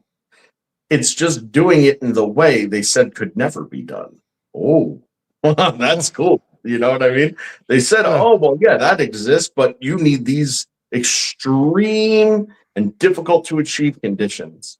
Nope. And this thing said, no, you don't, because Maxwell said that there was this unknown entity that is able to create these divisions. Yeah. And separate it all out and do it logically and rearrange it as needed and etc. Maxwell said it. And physicists have struggled with it because they knew that if Maxwell's demon, as they called it, not him, okay? Yeah. If Maxwell's demon existed, that means that the law of thermodynamics is out the window, and the conservation of energy. And what that realistically means is that it's, you know, that all their formulas have to go out the window too. And even though they knew that it was scientifically plausible, based on their own science, they conveniently dismissed it because of convenience. Oh. Because explaining it would fuck up everything else that they said. So just shove it to the side, sweep it under the rug, and just like nobody talk about it. Well, okay. Let me just tell you, it was out a long time ago. As soon as we saw the Bedini spike, people didn't realize what they're looking at. You want over unity, it's a Bedini spike. The problem is you got to create it up and down the whole way, all the way down. Okay? But you can only do that with a piezo disc because it doubles the amount of electricity in it. Okay? But what is it doing it on? It's doing it on the eddy current side. That's the problem. We're not putting it together. It's the opposite of the magnetic field. That's why it's spiking. That's why it's compressed. That's why it goes up and down so fast. That's why we got double the energy out of it. That's why they conveniently do not understand negative energy. They conveniently do not understand it's cold. And they conveniently keep it out because it will ruin their equation. That's why it's all based on hot energy. Yeah, and that's why to ignore the pulse, the pulse spikes in the waveform that I just drew too, because none of it makes sense, because it's here you have this continuing waveform totally ready to be used for whatever, but you have this excess constantly occurring. So, well, it can't just be, you know, free lunch, so just move on, I guess. But it's not free lunch. It's not an emergent event. It's pulling in the energy of the atmosphere around it. I mean, you just got to understand it a different way. It's aligning fields. It's taking the cross and aligning them. And that's how you get your spike, because it's not canceling. It's addition. You see, when you align the fields, it's addition. It's not canceling like they want to say it all the time. They go, oh, no, don't worry about that. It's canceling. No. It's adding to it. That's the problem, because they're two different energies acting in one type of energy once they're aligned. That's the difference. That's why it does go over unity, but it's not anything out of physics. No. It's just they mislabeled it. So check this out. So the over unity from the chart, okay? And I need to again look at the chart closer, I admit. Okay, but what it looks like at just a glance, okay, and these are all proportions, remember, right? So if where this waveform is out of phase, okay, the sum of the maximum amplitude of that particular waveform emergent of the DC pulses. Okay, the extra DC pulses. Okay, the total amplitude is 5/9. Okay, so that's the amplitude of that 180-degree out of phase node and anti-node intersection is 5/9. Okay, the proportion of those other two, okay, would be 4/9. Okay, so the whole point is that this is only two half waveforms. Okay, but the sum of the two is the whole. Okay, in the amplitude. Then when you look at the frequency of it, it occurs at a much higher frequency between the two pulses. Okay, like I said, ba-boom, ba-boom, like that, right? With a big pause in between. All right. So, that if you're looking at it as like a voltage and amps equals watts type thing, you're looking at a pretty big number because of how much is moved, how fast, right? Work over time. So the work over time is huge, and then it's vast in comparison, and it's extra and doesn't take away from the main waveform. Pretty freaking cool. And it's right there on the graph. Graphs out perfect. Does exactly what we think it ought to. Creates exactly what we think it ought to. Mic's off. Nice. Sorry. Oh, Victor's here. Yo, Victor, Yep. man, you're gonna love my chart, man. You're gonna have a fucking field day with that Yeah. thing, dude.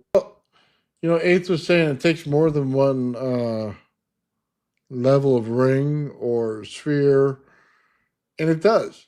There's no question about that. We've been over this probably a million times, going back and forth with Sean with what each layer is and how it builds out between the sheath layer, which one's the speed layer in it, you know what I mean, and which one they create. So he's absolutely right, but we're just trying to do it in a more general sense than what people would, you know what I mean? So everybody understands it. But there's absolutely field zones in everything that we do. So, Hold on. Ian says, Joe, that sounds like a heartbeat. Okay, oh, yeah. and you're right. It does sound like a heartbeat, but you know what's even crazier about it is that you have to remember that beat is emergent of the other two DC pulses. Okay, so it's exactly like a heartbeat because your heart has 4 chambers. So you have 4 things working with the pulse of 2 being, one sucking in, one pushing out, one sucking in. That's why you get the boom boom from a 4-chamber heart. And it's the same thing here. You have 4 DC pulses, the first 2 being mechanism of the second. But it's really the 2 at the top and the bottom that you're actually getting, because those are the large events. So it's, very, very, like I said, it's nature does this. Yeah. Things it does do it that. repeatedly. Yeah, things do that. I love that. I gotta fix. I gotta get a new shirt. Things Things do do that. You gotta have a picture of the Rav on it. That's just gotta have. Things do that. Oh Well, man. we only thought that things didn't do that before we understood. Then we realized, nope, things do that. Yeah. So I'll leave it alone. Okay. I think the Graviflyer guys, for as much as some people hate it and some people love it, it's an experiment to see if things work. We can all sit on our hands and listen to physics all day, but it takes someone to get out there and push these things to their limits to find out the answers. And it's the same thing as Project Rav when we do it with Sean. It's what's the limits of it? We all hear it, ball lightning. Oh my God, we got a plasmoid. Well, what we're showing in the Rav is there's more to it, and it's easier to make. And by the way, it's the easiest way of fusion ever.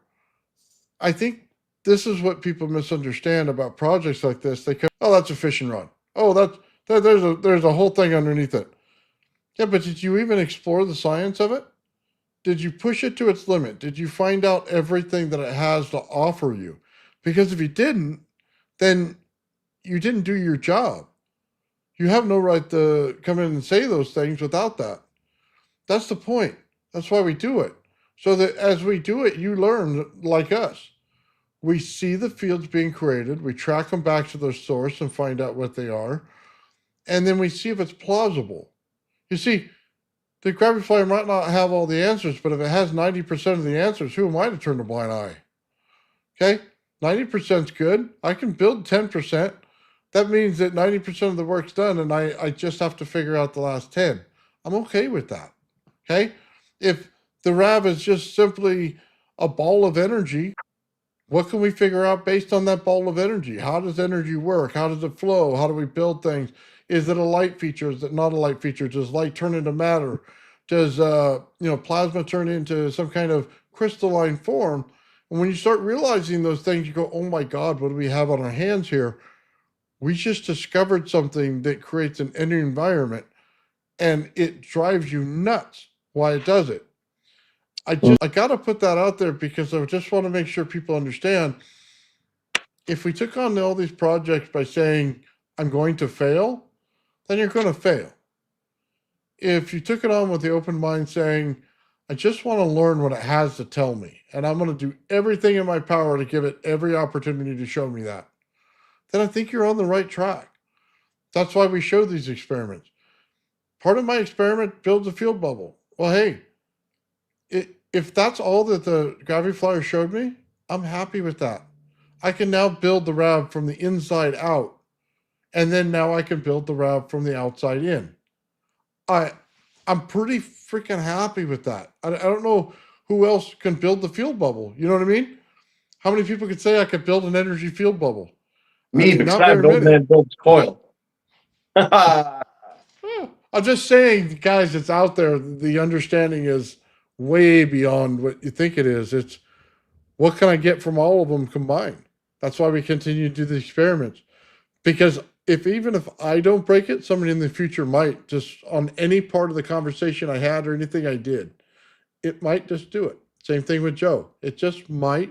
Something that Joe said might have triggered them, and boom, they got their last 10%. And we're over the finish line all together as people, and I'm pretty freaking happy about that. That's right. Any part that we could play is is a big one. And sometimes, we know things. It's like Victor said, right? And what did he say? It was one of the best lines I've ever heard. He's like, I knew things I didn't know I knew.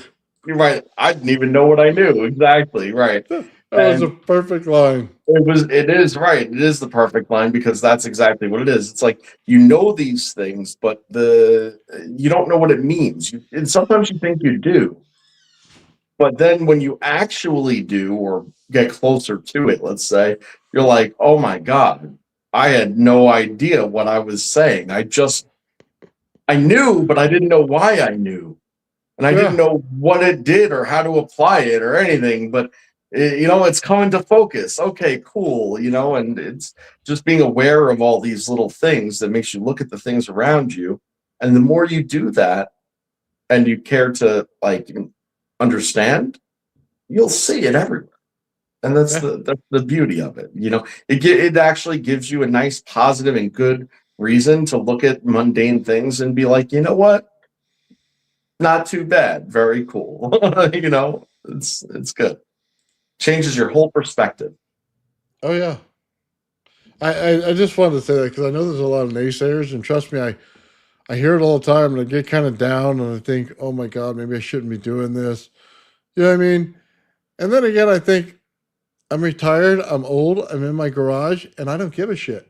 And I'm just going to do it anyway. And that's the parallel I get into every day, just so you know. I get hate mail, and then I say, fuck it, I'm just going to do my own thing. And I just don't care at that point. And then I start tinkering with it, and I find cool stuff. And I show it with everybody on the internet. And then Joe and I discuss it and come up with cool theories and how things work. And it just seems to work out. You know what I mean? Because at the end of the day, I'm not a physicist, I'm not an engineer, and I don't need to be either one. I just Nope. need to show the work. Yeah. I did ask Nathan though. I said, "Well, at what stage of this are we like nuclear physicists?" I said, "There's got to be a stage. There's like got to be a threshold where it's like, oh yeah, Joe and Nathan, the nuclear physicist. You know, I mean, I might talk about analingus and rusty trombones and all, but like, listen, I'm this doesn't mean I'm not serious or good at what I do. It's like, but at what point, seriously, is it when this all gets realized and MIT says, you know what, we want to further this research using your work, so it's like, well, but we got to give credit to you, and you're just two dumbasses. So if you're hung this on your wall, so it looks like, you know what I mean? Like, is that how we do this? Joe and I will have a sign, dumbass 1 and dumbass 2, and we're over there getting our cap and gown on, going to, that'd be great. Yeah, That's hilarious. what I'm saying. Right. Because if they want their grant money from the government, they're going to have to show somebody with credentials. Not two dumbasses. They'll just use us as proxies, and just like they'll use somebody else's proxies and just rip our work off. I'm not going to name. I was going to name names. I'm not going to name names. Don't do that. Not nice. You know what? I always said this, Joe. Where are my credentials? I said they're on my ass. So if we ever do get those fake degrees, okay, I'm gonna have to put the credentials on my ass and it is a big fucking stamp, a tattoo or something. Well, realistically, okay. Let's play a little fun hypothetical here for a second, okay? Joe and Nathan cracked the inner workings of the universe, okay? Yes, the work is going to be stolen. But at that point, it's the people that cracked the inner workings of the universe and then documented it all over the internet for years prior to anybody else actually figuring it out. I'll sit there, I'll put myself a degree, okay, right on the wall, and it's going to mean more than any university would ever want to give me credentials. And the credentials are whatever I say they are, and I can make them up because I made all this up and I was right in the first place. So if I want to say that there's something higher than a PhD doctor physicist and I'm it, then at that point it's true. And that's the wonderful thing about delusion and reality. Because if you're delusional, it becomes your reality. You see? Robert here says, no, we're wrong. We have a fellow dumbass in the audience with us. He's got number 1, so we're 2 and 3. And then hold on. Somebody else said it too up here. Oh yeah, dead fish. Right here, we gotta make room for dead fish in there. So we're all in there. We're like what is that, Doctor Who or Doctor? No. You know what?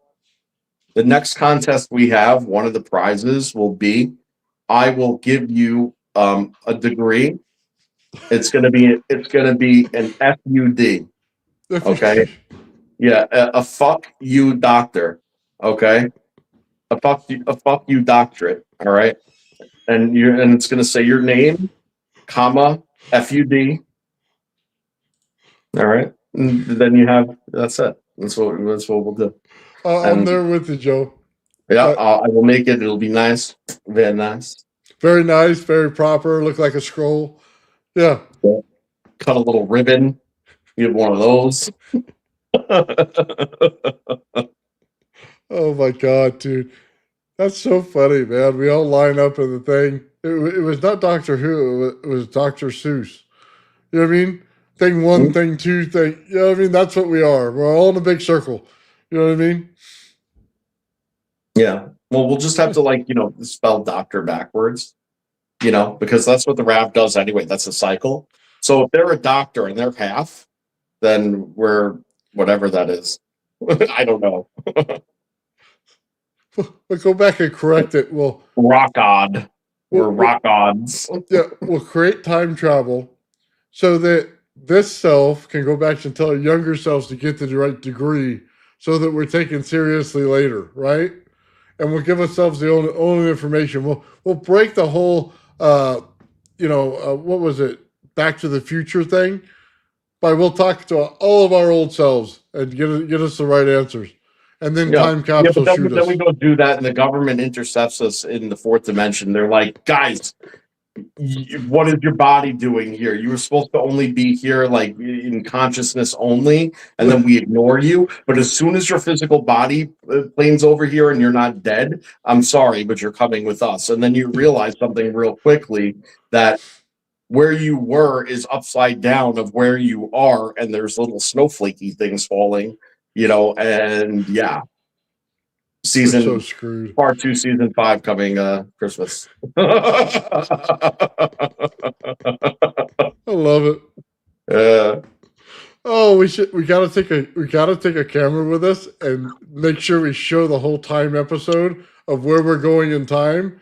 That would be amazing. What's up, Bernie? So I was just listening, and personally, I self-identify as a nuclear electrochemist. So it is what it is. Yeah, I like That's what that. we're working in. That's what we. I mean, hell, if Indeed. How are you doing? Ashton Forbes is the premier #1 physicist in the world, according to himself, I mean, I gotta be something. Well, yeah. Right? We all got to get in on that action. I don't know how he got that title, but I need to get me He some gave of it to that title himself. action. He said it. He just gave it to Right, himself. it's just self-identification, right? You can self-identify as a transgender whale, male, whatever the hell you want these days, right? It's like, this is what it is. That's our way in. We live in the United States, where we undid that at the beginning of this year. Oh, Oh, well, you Damn. can still self-identify as a nuclear dolphin Martian, right? Like, you just have to have blue hair or work for the government.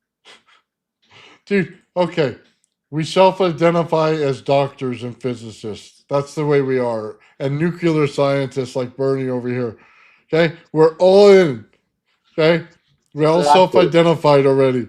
I told you, I'm gonna make a diploma with so many credentials on it, but they're all it's gonna be like retard extraordinaire, know nothing supreme, like Oh my make god, I love make it. them a whole wall of them. So Joe self-identifies as an idiot. I self-identify as a nuclear electrochemist, but we both are nuclear electro engineers, right? Hey, Bernie, I self-identify as the guy that took the spiral mathematics and then mapped it out in a different way, and then inverted it, charted it, and then measured all the proportions and ratios. So you're Well- on an inverted spiral, is what you're saying. You see? See what I got done there? I see that. That's all the relationships that exist. Is That's the Well, existences of existences. exactly. I self-identify as old. You know what I mean? Man. That was my Man. self-identification. Hey, that's almost allowed. All right, young man. All right. Jeez. Oh man, I'm gonna feel old. I'm gonna hit 50 soon. Oh God, you're in your 40s. Yeah, unfortunately. Fuck, Yeah. I'm 40, man. Does that mean I'm an old man? Shit. Oh man, we got time to catch up. We're Joe and I are gonna slow down time here for us, but you'll keep going forward, so we'll meet you in the middle. Hey now. I'd say speak for only yourselves, but you're also, I'm speaking for myself. I'm slowing down now. Oh, don't you? Hey, you're not drinking anything else with that today, are you? What? What? You want a little? Hey. Oh, that's better than last time. Last stream you came on, you were putting it with some good liquor, and then Yeah, I don't usually drink, and when I do, I get hammered real quick, so I pass out and don't You're a embarrass cheap myself date. too much. Yeah, dude, 3, and you were done. You were a total I know. cheap date. Right? I am a very cheap date. Very cheap Yeah, those drunk. bottle of comments went straight to your head, dude. That's why I don't drink. That's why I don't drink. Oh, that's hilarious, man. Oh, That's so I've heard awesome. that one before. Yeah, Yeah, but I It's actually never don't. good. It's never, whatever follows is never good. yeah.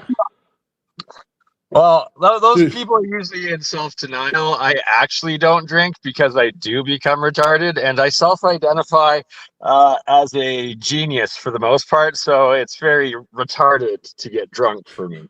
So I really, really try not to. But you know, Oh man, I love it. It's all good, exactly. man. All right, but actually, I also self-identify as a retard. What the fuck are these people doing? They might be retarded too. They definitely are. They're driving around. Oh, finally they closed their door. I don't know. They're man, it's an open door for a while. Anywho, I'm just on the east side of the road, driving back from Canmore. Pulled over for a minute to talk to y'all, but we'll see you in a half hour or so if you are going to join on League of Extraordinary Adventures. And Right much love, on. my friends. We'll see you there, brother. That's Yeah, awesome. man. Catch you later.